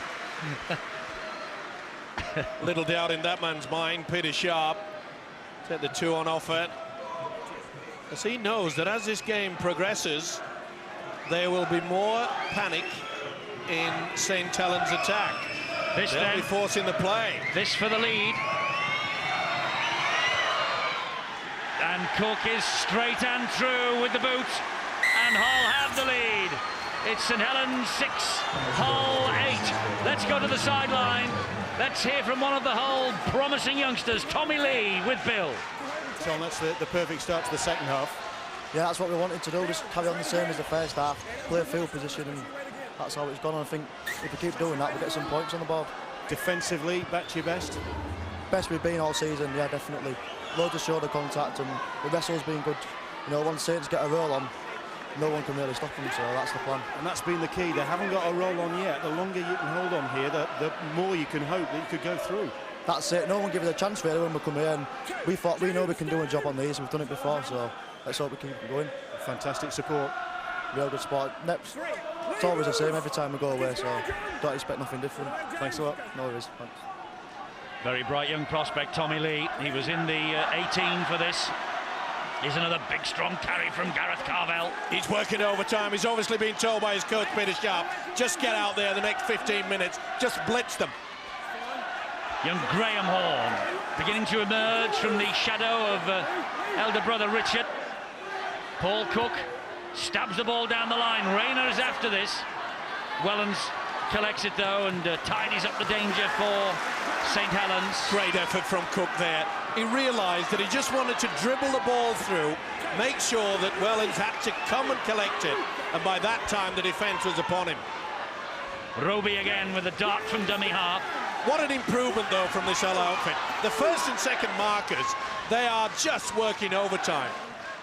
Long went without it. It's a knock on, and Lee Gilmore is claiming it's a knock on by Hull. Yeah, it should be. It certainly was. This should be head and feet the Saints. It is. Referee Ashley Klein is the coolest customer in Knowsley Road at the moment. All he did was blow for a knock on. He didn't indicate till he got to the point where we've just seen that exactly what the decision was, and he might have just had a little word in his ear from the video ref. He may well have, and it's another example though of Hull's speed of line in their defence. They're really flying off the line. They're getting numbers in the tackle. It's something they've worked on since the Wigan game. I'm telling you, I watched them at practice the other day. They've had the bodysuits out and they've been belting each other at training. They've been getting numbers in. Interesting to note as well, they're much tighter in defence tonight. They're much tighter, they're much more compressed, getting off the line and really harassing St Helens. Graham so far Horn's it's working. Graham Horn is down, he's got collision time. Clash of heads, I think. He's holding the jaw. The man down. Oh! Went backwards, says Mr. Klein. Roby got away with that. This is the last one for St Helens. Wilkin fires the pass to Long. Angled kick looking for Wellens. Ball bounces off the heads.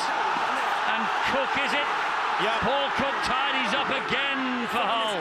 Super little drifting kick. Everyone thought it was going to go into the corner. He decided to go back on the inside. It would have been a big decision for Ashley Klein. I just suspected maybe that someone was just in front of the kicker. Problems for Gareth Rayner. I think he got a stray finger in the eye earlier. Well, Rayner was getting treatment on the run. Graham Horn was just holding the jaw ruefully. And this is a great set of six by St Helens in defence. It's a kick downfield, desperate really, and underneath it, Francis Melly. They've got to up the tempo of St Helens. There, bang, straight into each other. Oh, that's a high swinger. Silly play from Graham Horn. At a time when his side, even now then, will they go for the two Saints? This will give them respect, or will they go to what they know best, and they are not going to run it. They're going to go for the two on offer. A high shot at a vital time. It's a nerve-wracking time of the season for the coaches, the supporters and the players. Players are the only people who can do anything about it. Sean, I get the impression that not only St Helens are panicking a little bit, but there's quite a few players out there. We saw Sean Long in the first minute after the restart, nagging at the referee. Now, I have always seen the sides that start doing that, they lose control of the game. Well, it's a sign of frustration, Steve-O, and it means that you've not been allowed to play the way that you want to play. So all of a sudden, instead of blaming ourselves, we'll have a go at someone else. Let's have a shot at the ref, see if we can get him to do something different, and see if we can change the game a little bit here. Jamie Lyon has levelled things up with the boot. 8 points apiece. And it's just simply a question tonight of whatever is available to these two teams, they will take. Hull needed a breather though there. I think they'll be quite happy. Not happy with the scoreboard going to 8 points all, but they've been under the cosh. They had 2 players injured. It's given them a chance to regroup and get back here now from a good start. We have never before had extra time in the playoffs. We got very close to it last week. At the moment, we're bang on course. Sean, do you imagine either of these sides trying to go for the drop goal early to take the pressure off and psychologically get the lift? I'd imagine Hull may be more likely to do it than St Helens, only because they've been the side tonight that's been a little more conservative. St Helens, to me, are the ones that are still prepared to take risks. St Helens will back themselves. It was interesting to note, before Jamie Lyon actually came up and kicked that goal, he was one player that was actually waving his arms to say, let's play on, let's kick for touch, have a tap and go at him. So that, you know, St Helens will back themselves all the time. Players like Paul Cook, Richard Horne, if they get close, they may try and snap a 1 point. Well, Kieran Cunningham is back into the fray, and he has proved so often this year to be the difference between any side. This is Gilmore. We didn't see much running from Cunningham in that first 30 minutes. Will he do it in the second half? Well, there he is, and there's the ball to Roby. Oh, that was a high one there from Carvel. Oh, and he says he's not tackled, play on. And he's still not tackled. Now he is on the last. Hell of a run from Roby. Cunningham, back he comes to Long. Long off the chest of Anderson, picked up by Briscoe. Penalty there. Yeah, interference, silly play. Well, it surprised me they went for the power play rather than the kick. I know Sean Long was hoping that perhaps they would just hang back, and the smart little pass to the big fella Paul Anderson, but it wasn't the best. Came off the chest. Chance has gone begging yet again. How about this James Roby, Sean? Well, he's quick out of dummy half. He's very smart, and he's thoroughly deserved his position in the national side. I'm really looking forward to it if he gets a shot in the Tri-Nations. But look, that Paul Anderson drop ball, to me, is an example of what I was talking about at half-time. Their timing is out. The timing is just slightly off the mark, and when that happens, there's a lot of errors that are being forced. That's what I call an unforced error. That wasn't caused by Hull's good defence. Paul Anderson just overran it. Sean Long hit him too hard. There's been too much of that happening tonight for St Helens. Here is Gareth Carvel again. And he's surrounded by white jerseys. Down he goes on the 40-metre line, on the last. Now then, the ball has come out. Penalty to Hull. Oh, that's a call and a half from Ashley Klein. Kieran Cunningham protests innocence.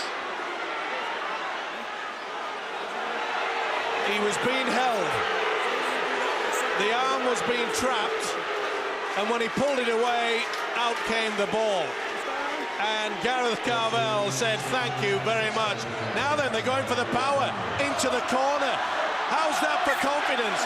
They went for the 2 previous, not on that occasion. Carvel on the charge for Hull. They're 3 metres away. This is Richard Swain. Now it's with Paul Cook. He finds Richard Horne, and Horne will come back this way, but there's an ambush waiting. Great defence. Graham at the heart of it. This is where Paul Cook will be standing up. He'll be controlling things now. He'll be screaming for the ball out wide. He's telling him to go out. Keep your eye on Gareth Carvel. Swain goes down the right channel, finds Richard Horne. This is Sid Domick. Domick into the corner. And it's just too long. Goes touch and go. Pretty confident there by Francis Melling. He could have panicked, he could have put the foot to the ball, but he just allowed it to go, made himself big. Even the Saints fans now are getting frustrated. They're screaming for anything. Offside, not standing square. Here's Graham. Gets the ball away to Kieran Cunningham. And they manage to get to him. Richard Whiting. Leon Price waits at dummy half, just over halfway. Here's Sean Long. The ball to Roby. Oh, what a hit. A hit by Domick. Kalis. Long. Gardner wanted it. Kicked down the line. It bounces though for Briscoe. Oh, he's gone for it. No, obstruction. Obstruction, is it? Yeah. Kick into the corner, and Briscoe has utilised his own man. It's a shove. Through. It's a shove off the ball is the signal. Well, it looked the other way around. I don't know how the officials got that. That's a poor decision, that is a very poor decision. Gareth Rayner didn't obstruct. It could cost Hull a bundle here because Leon Price is finding Tallow. Knock on by Tallow. Daniel Anderson, the tension's getting to him. It certainly is. He wasn't ordering coffee there. It was a bad one from Willie Tallow.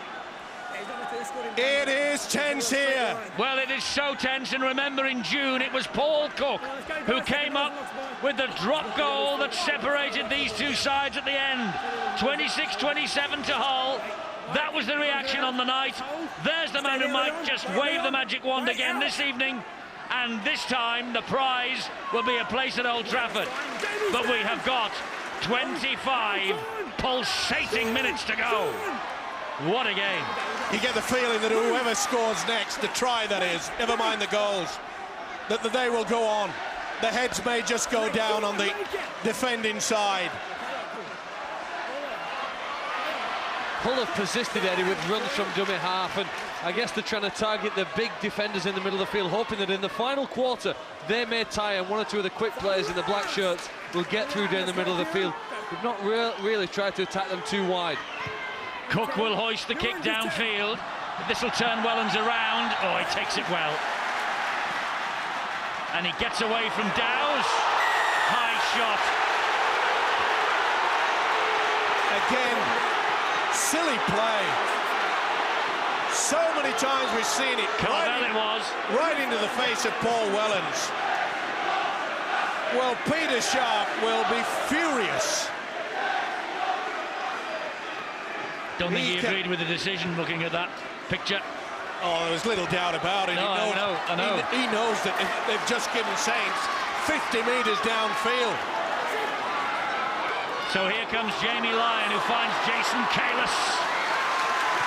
Hasn't he given them authority up front this year, Kalis? He certainly has. He split them twice in the first half. Can he do it again? Murray Fassavalu! But we've got a seat now from Kieran Cunningham. Cunningham's got to step up to the plate. The home runs are waiting. Cunningham is there. Scoots it off the floor to Long. Long dances in front of them, gives it to Gilmore. Gilmore then gives it to Wellens. Wellens is cut down as soon as he received it. It was Paul Cook on his back. Cunningham, Long, Leon Price tries to step inside. Good tackling again from Hull in defence. 2 remaining this set of 6. That's Willie Tallow. This is Sean Long. Showed it to Kalis, showed it to a couple more. Took the tackle from Carvel. Will they go the one or will they go the... Here's Cunningham. Cunningham fires the ball to Bennett. Oh, what a tackle from Yeaman. What a tackle from Yeaman that was. The turnover, Cunningham exploded, went on the angle. It's going to be tough now for Hull. Can they keep them out? The defence is up for it. The crowd is up for it. You know, St Helens, Eddie, they look as though they've got more players on the field than Hull at present. They're working twice as hard, perhaps, and Hull are in big trouble here. That's Rayner trying to work the ball out bravely. Got to be careful, Saints. Keep their arms down. Oh, it looked as though there was someone swinging there. Fassavalu, I think it was. This is Domick who plays the ball to Richard Swain. There goes Carvel again. Still Carvel. Good metres forward from him. Last tackle, though, the kick has to be good from Richard Horne. And he gets the kick in. And it's not bad. It hits the ground. It's a great kick. Let's go to Bill, sideline. The atmosphere where the tension is absolutely amazing, not just from the crowd but from the players as well. The Saints players out on the sidelines nervously watching this one, and I can tell you that this is a massive crowd here tonight. 14,038, the official figure that Saints have just given out, and that, they say, is the biggest attendance they've had for a game against Hull since 1959, and credit to the Hull fans who've boosted this crowd here tonight. 3,000-4,000 of them here, and still hoping that their side can get through to Old Trafford. Whoa, Bennett somehow got away with that, and Lyon, a little bit of magic. Infield it goes to from Gardner to Roby, and Roby is halted by Briscoe. He'll play the ball to Lyon. Last tackle almost over the top of Sean Long. Long will dab it into the corner looking for Francis Melly. Well claimed. Well claimed. Well, it looked forward, did that, and I noticed that Ashley Klein put the whistle to his mouth, had a quick glance at the touch judge. Touch judge said, play on. I think you might as well with this mob behind you, Steve. If you were the touch judge, this is a vociferous crowd on this side of the field. Angry too. 8 all, an hour or thereabouts gone. Look at that, 33, when normally you'd expect that from the Saints outfit.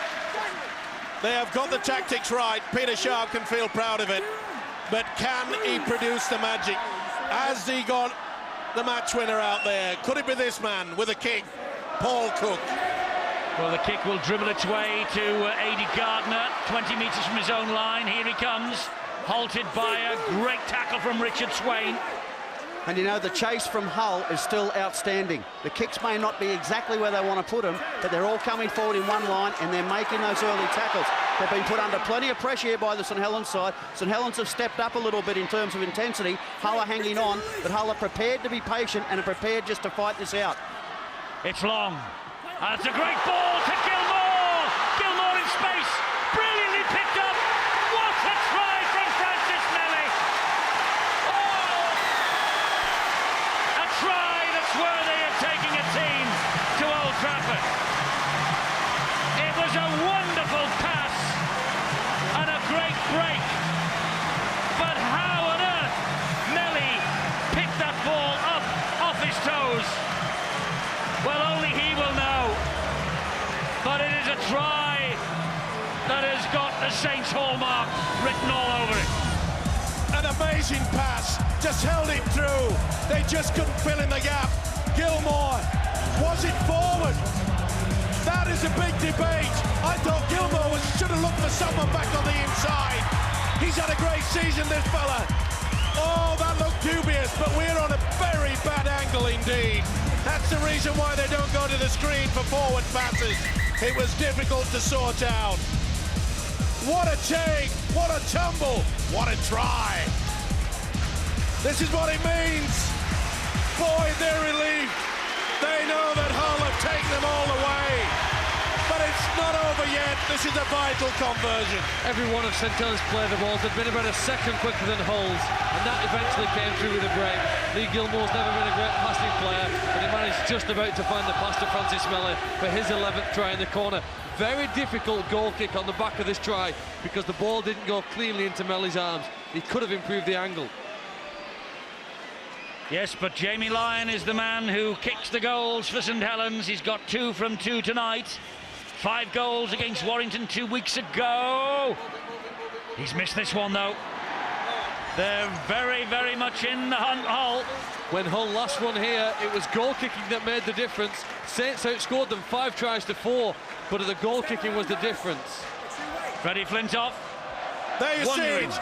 That is a confirmation that it was a spot-on pass. I thought perhaps with the angle it could have been a forward, but it wasn't. Melly tumbles and gets them in front. And here comes St Helens again. It's only 4 points, but there are 18 minutes remaining. Now that I've praised Hull for their defence and put the mock on them, I think I did it to Warrington last week, so I might just avoid that. But to me, the Lee Gilmore pass to Francis Melly just indicates what I said earlier. Their timing is way out. Their execution of passes is not there. They got away with that, but that could so easily have hit the ground because it's just, you know, a pass like that is very, very simple to play. The one thing that I did pick up, though, and it will lift the spirits of Sean Long, he's been pretty quiet apart from his kicking game, but that neat pass that put Gilmore through, that could see him fired up now. I think Sean Long's tried really hard tonight, Steve. I just don't think a lot's happened for him, but he's, you know, he's one of those players. He's going to be in the game all the time. Here's the danger man. He has got it away to Hooper. Oh, and it bounced off Sean Long. And Sean McRae is spot on, and I think Daniel Anderson knows that they are just not quite at the races tonight. The timing is slightly out. Is that the fortnight that they've had as a rest? Well, no, it's panic. It's as Sean McRae has said, they are panicking. They've got possession. They've just scored a try. All you got to do is just turn that tourniquet and apply that pressure. They've been doing it perfectly. Keep the whole side down in their own quarter. Now they've given up possession. There'll be a little worm just eating away at the back of their brain that this match, corresponding fixture last year, they went out. Or rather, they lost, and then they went out the following week to Bradford Bulls. They do not want it to happen again. It's going to make him ill, isn't it, this job, Daniel Anderson, if he's not careful? Although the momentum's completely behind the Saints side at the moment. Maybe Bradford lie in wait, maybe Warrington lie in wait for whoever wins this. Well, that will all be decided after the argument tomorrow. This is Rayner. And then next Friday, the losers here play the winners of Bradford-Warrington. Confused? No. It's second nature now. Cook gives it a bit of width. That's forward. And that could be the ball game, I hate to say. And that was a forced error. Richard Horne knows it. He had them driving into his face. He could see that Hooper had him lined up, and that could prove costly. St Helens was short on the left side. Paul Cook got a call from Richard Horne. They were going to run it. It's one of the only times tonight they were going to run a last play. If they'd have just kicked territory, field position, asked some questions down there, they could have built some pressure. They've gone away from what they were doing well. This is a big set of 6 here for St Helens. Can they cement their trip to Old Trafford in a fortnight's time? Look at that. Hey Eddie, but don't be too surprised. They had the same territorial advantage when they played here in June, and Hull still managed to win. It's not all about metres. Radford managed to get long down on tackle number 4. Here is Leon Price. Got the arms free, Leon Price. There's the support from Cunningham. Here is Murray Farsavalo. Now it's James Robey. Robey! Oh, so close. Last tackle. Cunningham! Ball's knocked down. Held up. That'll be the turnover. It was on the last. Will come out the 10. And you can see that Daniel Anderson is indicating that his great hooker, Kieran Cunningham, has gone the wrong play. He'd have been a hero if he'd got it down. Well, you'd like a pound for every time Kieran Cunningham's gone in from there and scored. There's been plenty of times he's done it. But just because it doesn't come off doesn't make it the right option. And it's no disgrace to turn the ball over where they've done. They would have liked to have built more pressure, certainly. But there's ominous signs there now for the whole defence. What they've got to do is get back to complete a set, a good kick chase. The reason you tend to panic is because you look at the scoreboard and you start to look at the time and you want to change the way you played. Hull just need to keep playing the way they played for 60 minutes. What a tackle that was, by the way, from Willie Talau on Richard Horne. That ball has gone touching goal. Kieran Cunningham, by the way, was only inches away from his 150th try for St Helens. You're just looking for a Hull player now to hit hard and force a mistake, and they've done He's lost it. That. He has lost it. Farsavalo on the very first tackle, the first tap. McMenemy gets the ball away. This is Briscoe. And Briscoe gets under the challenges and is wrestled to the ground by the man who made the mistake. Richard Swain, Paul Cook. Drop the shoulder, St Helens defence would not be fooled. Peter Sharp trying to keep calm. Back it comes to Richard Horne. It's McMenemy again. Price is with him, pops the ball up brilliantly. They were very Richard slow. Whiting. Very slow in that second advance. It's with Paul Cook again. Comes back on the inside, Briscoe. The tackles are being weathered by St Helens. It is Swain. Now it's Richard Horne. Back it comes. Chance there for Washbrook. McMenemy on the last. Oh, they should have gone for the kick. They will now. Cook's got it in his hands. It's into the corner. They're looking for Rayner. Brilliantly taken by Gardner. Was he taken out? Was a whole player deliberately taken out there from the kick? I'd like to see that again. It looked a deliberate thing. Oh, Sean Long went on to him, and Gareth Rayner was screaming at the official. It looked to me as though the halfback Long deliberately took him out. Here it is. Oh, he made it crafty, didn't he? He just peeled away at the very last moment. Last tackle here for St Helens, only 18 metres made. The kick from Long, is he looking for a 40-20? He's got a great kick in just the same. Superb. That is the best kick of the night. And look at the people there. Hooper leading the charge, it was. Here's Motu Tony. This is worthy of a grand final. This has been sensational. Rayner. Clattered by Kieran Cunningham. Hull really have to work into a good position so that he can try to get a 40-20. That has got to be their aim. Get as near to the 40 mark as they can, and then get Cook or Richard Horne to hoist it. Maybe Shane McMenemy. It's with Richard Horne, and he's gone on the angle, but Francis Melly is there to cut it out. And back come the Saints again. Gets the ball away. This is Willie Talau. Here is Leon Price. Good play. Saints click into overdrive. Confident play there. Gilmore. Roby.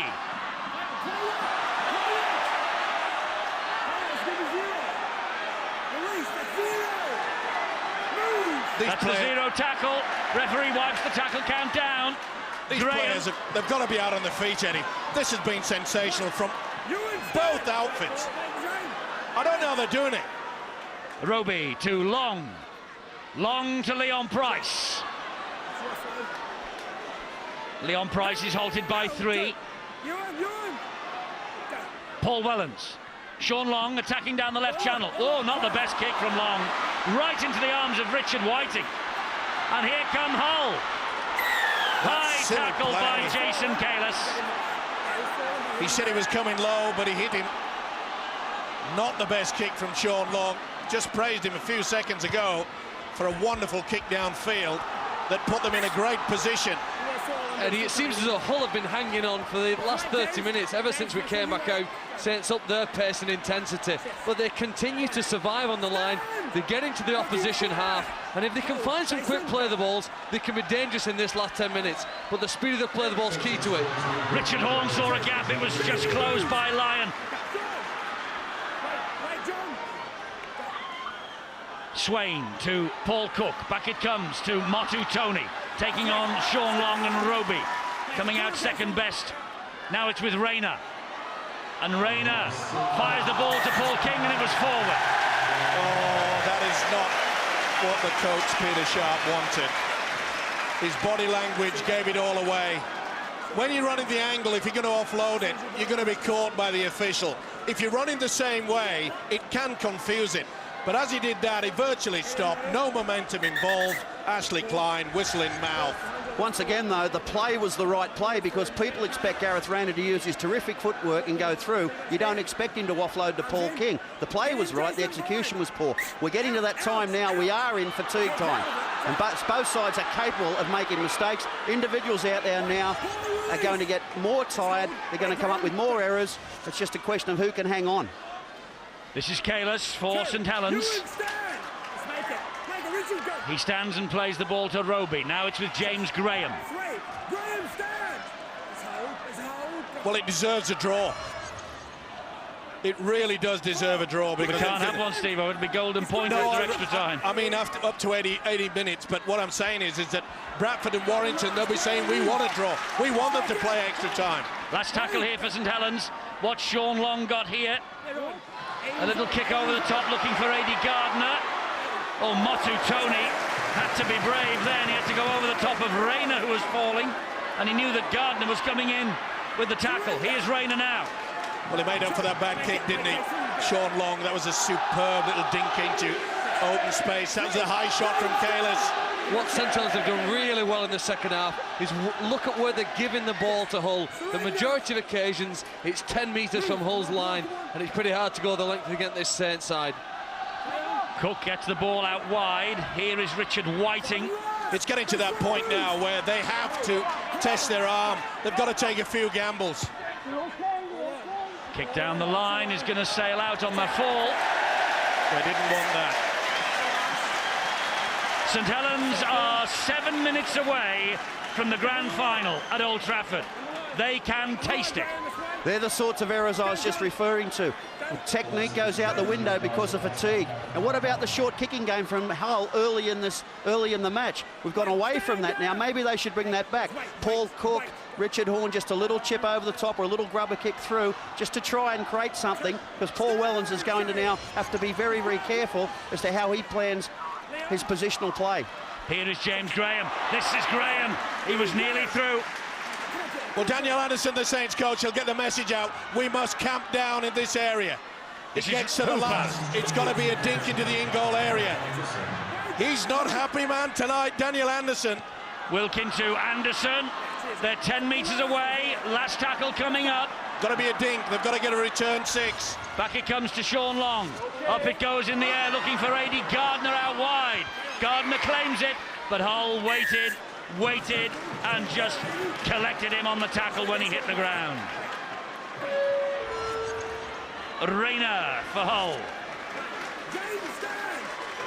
Desperation on both sides etched on their face. Oh, what a hit! Oh boy, that was one of the big tackles of the night from Kieran Cunningham. This is Richard Horne again. They've got the speed of Hull. The likes of Montoni, Rayner, they know they've got the speed, but can they get the ball out wide for them? Oh, Graham Horne took a gamble then. Got away with it. Richard Swain hangs on for Hull, but they're camped in their own half of the field. And here's Carvel again. Ooh, that was close to it. Jamie Lyon looked to be going over the shoulder, just pulled it back. Cook's on a little solo effort. He's got to it again. Oh, it didn't bounce for him. And Wellens was there to tidy up. Didn't panic, did the fullback Paul Wellens there. But that's the type of play that they needed it. Just didn't get the bounce. Eddie, there weren't many people who came here tonight thinking that Hull would take Saints into the last 5 minutes. I think everybody fancied favourites were clearly St Helens tonight. But for Hull to take them into the last 5 minutes is a great effort from them, whatever happens now on in.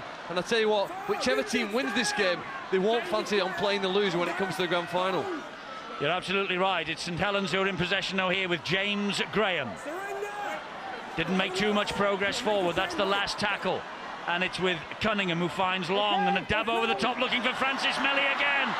Looking for Melly again, but Motu Tony picks it up and clears the danger for Hull. Let's get to the press benches, and they've got a big job on their hands tonight. Who has impressed you as man of the match, Dave Hadfield? Well, all sorts of people, Eddie. It's been an absolute epic in the forwards. Jason Kalis and Gareth Carvel, players like that have typified the effort there. Paul Wellens has always been in the right place. Typically, Richard Horne's been very good. But we've gone for a man who we think's made a tremendous impact from the bench tonight. Really lifted the standard. It was already extremely high when he came on. James Roby. James Roby is the man of the match. And let's hope he might be in the Tri-Nations as well at the end of the domestic season. Saints have been gifted possession by a Richard Whiting knock-on. This is Lyon. 4 minutes less than to the final siren. Anderson on the charge. Saints on the charge to Old Trafford, they believe. Cunningham fires the pass to Long. Long gives it to Leon Price. Leon Price forward. He held it back. Talar's try will be removed. Leon Price can't believe it. Great positioning yet again from Ashley Klein. He had the chance and then just held it. No doubt in anybody's mind. That would have sealed it. That would have wrapped it. The fans know it. Hull survive. And there are 3 minutes and 22 seconds remaining. Now the fullback is in the line. Will Hull kick from the scrum base and let the speed do the rest? There's only Francis Melly slightly back. This is Motu Tony. Paul Wellens packed the scrum then at loose forward. He's now back at fullback, his more usual position. Here's Whiting. Whoa, thunderous challenge. Might be 77 minutes of the match gone. The tackles are still flying in. Carvel Still Carvel. St Helens 4 points to the good, and less than 3 minutes away from Old Trafford. Oh, the defence has gone up a gear. How they're doing it, I have just no idea. There's some battered bodies out there. And they've watched Richard Horne like a hawk tonight. Last tackle for Hull. A 40-20 would be priceless. It's got to be. Oh, he's gone over the top. He's flicked it back. Great stuff. Carvel keeps it going. Cook over the top. He knows he's got to take the chance. Anderson picks it up. And I think that could be Saints heading down Sir Matt Busby way in a fortnight. They may just get one opportunity, Hull, with barely seconds remaining. You've got to admire the way that Paul Cook came up with something different. Even the St Helens defences, they thought he was going to go for the 40-20, flicked it on to Carvel. Well, the interception's the major threat facing St Helens. If they managed to shift the ball, but they've contained themselves. They've gone down that middle of the field there, haven't they? With a lot of discipline. Cunningham waits at dummy half. Here is Paul Anderson. He will trundle it forward, Paul Anderson. They get to about the 3-metre mark. Here is Long. A dab through. Picked up. They will get another chance, Hull. It's with Cook. Well, I can't believe that. Why they went for a very lax little kick into the area when it really should have been going dead. Stop the clock completely and just... Well, Hull will chance their arm. They've got to. Wellens is screaming at them to get that one line of defence up. He's not dropped back yet. He has yet to drop back. He's only 20 metres there. Will they go for a long kick and chase? That should be a penalty. James Roby wasn't set, I didn't feel, Eddie. Hull are at the halfway line, tackle number 4. This is McMenemy. And here is Kirk Yeeman. The defence has been magnificent from both sides. Sid Domick, down the line from Domick. Briscoe's after it. And Melly. He took a great risk there. 30 seconds. Instead of taking the ball with his back to the opposition, he turned around. He could have come up with an error. 25 seconds. St Helens will surely just play out time. Well, Wellens will just tuck it under his jumper and go for it. Wellens trundles it forward. 10 seconds to go. Cunningham. They won't do anything risky now. Listen, them counting down to Old Trafford.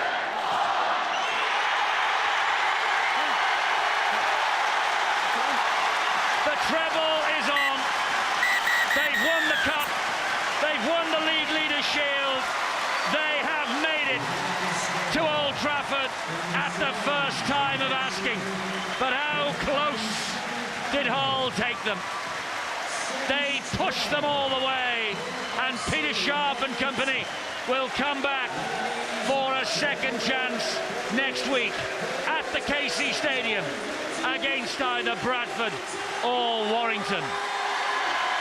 If this is a grand final dress rehearsal, there will be few people complaining about paying for their tickets for Old Trafford on October the 14th. A magnificent contest. St Helens have won it. They've won it by just 4 points, courtesy of the Francis Melly try, a try that was worthy of winning the trophy itself.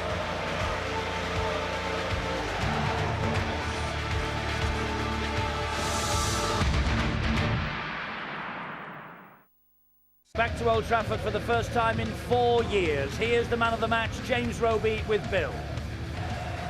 James, not a bad accolade to be man of the match in a game like that. Yeah, I was a bit surprised when my name came up on the scoreboard, and I think credit to all the lads today. It was a good team performance, especially in the second half. We defended, well, I put our bodies on the line really, and it was a great defensive effort. Well, defence has been the key word for Saints this season. My word, you need to be at your best tonight. Yeah, we needed to hull through a lot of arrows, and we knew it was going to be a physical game. And we said before the game it's going to be our defence that can win us this game, and it's been consistent all year. It's been one of our main strengths, so it's worked for us today. It wasn't as smooth normally as you would normally be going forward, was it? Things weren't sticking. Yeah, it was. Well, the weather didn't help today. It was a bit slippy and greasy on the ball, and we didn't complete a few sets. But overall, we stuck to our guns really and come away with the win. And you're off to Old Trafford. Well done. I know, yeah, can't wait. Cheers, Bill. Thank you. Yes, they're off to Old Trafford. They failed at this stage last season and they failed the week after. Now they can have the week off, put their feet up while the rest battle on. Daniel Anderson now with Bill. Daniel, you're off to Old Trafford. How does that feel? Oh, it's very exciting, but the nerves are jumping at the moment. It was a very impressive game, very impressed with both teams. It was a real game of rugby league, wasn't it? Just stakes are high. You know, we thought 20 points might be enough, but fantastic defence. And as I said, credit to both teams. I thought it was a wonderful exhibition of semi-final football. And especially of Saints' defence. Oh, absolutely. It's been the cornerstone of our wins this year, and they threw everything at us, but we're good enough tonight to withstand it. Thanks, Daniel. Thanks, Bill. Yes, they were good enough. That's the winning coach. Here's the losing coach, Peter Sharp, with Bill. Peter, massive effort from your guys. Deserve more, do you think? Yeah, possibly. That's semi-final football, but isn't it? It was a great game of footy, a very tough game, very skillful game, but we need to regroup now and win next week. That is going to take some doing, isn't it, regrouping after an effort like that? No, we'll be all right. Yeah, we'll get together and we'll recover properly and get ready for the next game. And the incentive is still there. Yeah, want another chop at them, that's for sure. And to make the grand final would be nice as well. Thanks a lot, Peter. Thanks very much. Wouldn't be bad in his first season, would it, as Hull coach, to take them to the grand final. I'm going to ask Sean McRae just to run his mind back to the year 2001. Sean, you lost narrowly to Wigan in the playoffs that year. The following week, you went home to the old Boulevard, lost narrowly to St Helens. Have Hull got it in them this year to back up after that effort? Look, I think they have. This will take a bit of getting over emotionally and physically, but it didn't look like there was too much damage out there tonight to any players. So, you know, they do have a full squad to pick from. I remember that year when we were beaten by St Helens, there was a couple of really tough calls there, and I thought we were a bit unlucky. Tonight, Peter can't be critical of that. I think that, you know, I've got to say Ashley Klein I thought was outstanding as a referee. St Helens' defence outstanding, Hull's defence outstanding, and I think if you couldn't get excited about tonight's semi-final football, you're not a rugby league fan, because that was just a really enjoyable game to watch, and it's typical of what you expect in semi-final. In fact, it befits a grand final as far as I'm concerned. It'd be nice to see those two sides back. Warrington and Bradford will have a bit to say about that, of course, but it was a really good effort from both sides. St Helens just shaded it there in the second half. They were territorially better and probably just deserved to win this game. Just deserved to win it. They're at Old Trafford. We've been saying all season, who can stop the Saints? Maybe Hull can in a fortnight. I think they've shown definitely tonight that they have the ability to do that, and I don't think they'll have a problem getting back up from that defeat because they so narrowly lost. I think Daniel Anderson's a great example, you know, to any coach with aspirations of making it to the top. 10 years ago, he was coaching an under-17 side in a suburb of Sydney. Tonight, 10 years later, after working very, very hard over the last decade, has got a side to the grand final and a side playing fantastic rugby league. Great example, and well done for all that hard work. Indeed so, and he's already taken a team, of course, the New Zealand Warriors, to the NRL grand final. He's been across the track, Steve-O. 3 trophies he wants this year. Is he going to get them? It's going to be tough. He'll be pretty confident. It's the most emotional that I've ever seen him. Normally he's very, very placid in the stands there, but with the defences so strong, it was going to take something very classy indeed. And it was the pass from Long to Gilmore, and what a take from Melly. That proved to be the difference in this game. There was only about 12 clean breaks throughout the 80 minutes, and that just indicates to me both sides were desperate. They were banging into each other. They were relying on the kick to get away with it. But as I say, that one little pass from Long, it was superb. Gilmore to Melly, it made all the difference. But it's also made Hull realise that if they have a second shot, they're not going to be overshadowed. They know that they will do a good job. But as Sean McRae has mentioned, Warrington and Bradford may have something to say about it. Yes, indeed so. It's Bradford and Warrington tomorrow night for the right to meet Hull now at the KC Stadium next Friday evening. Wow.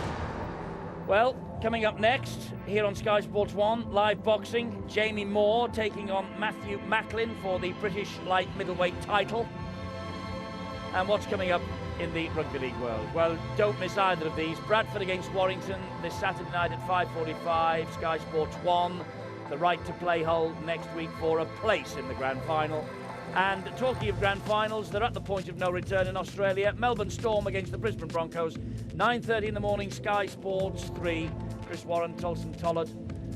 and all the team, including Sean McRae. You are having a McRae-a-thon this weekend.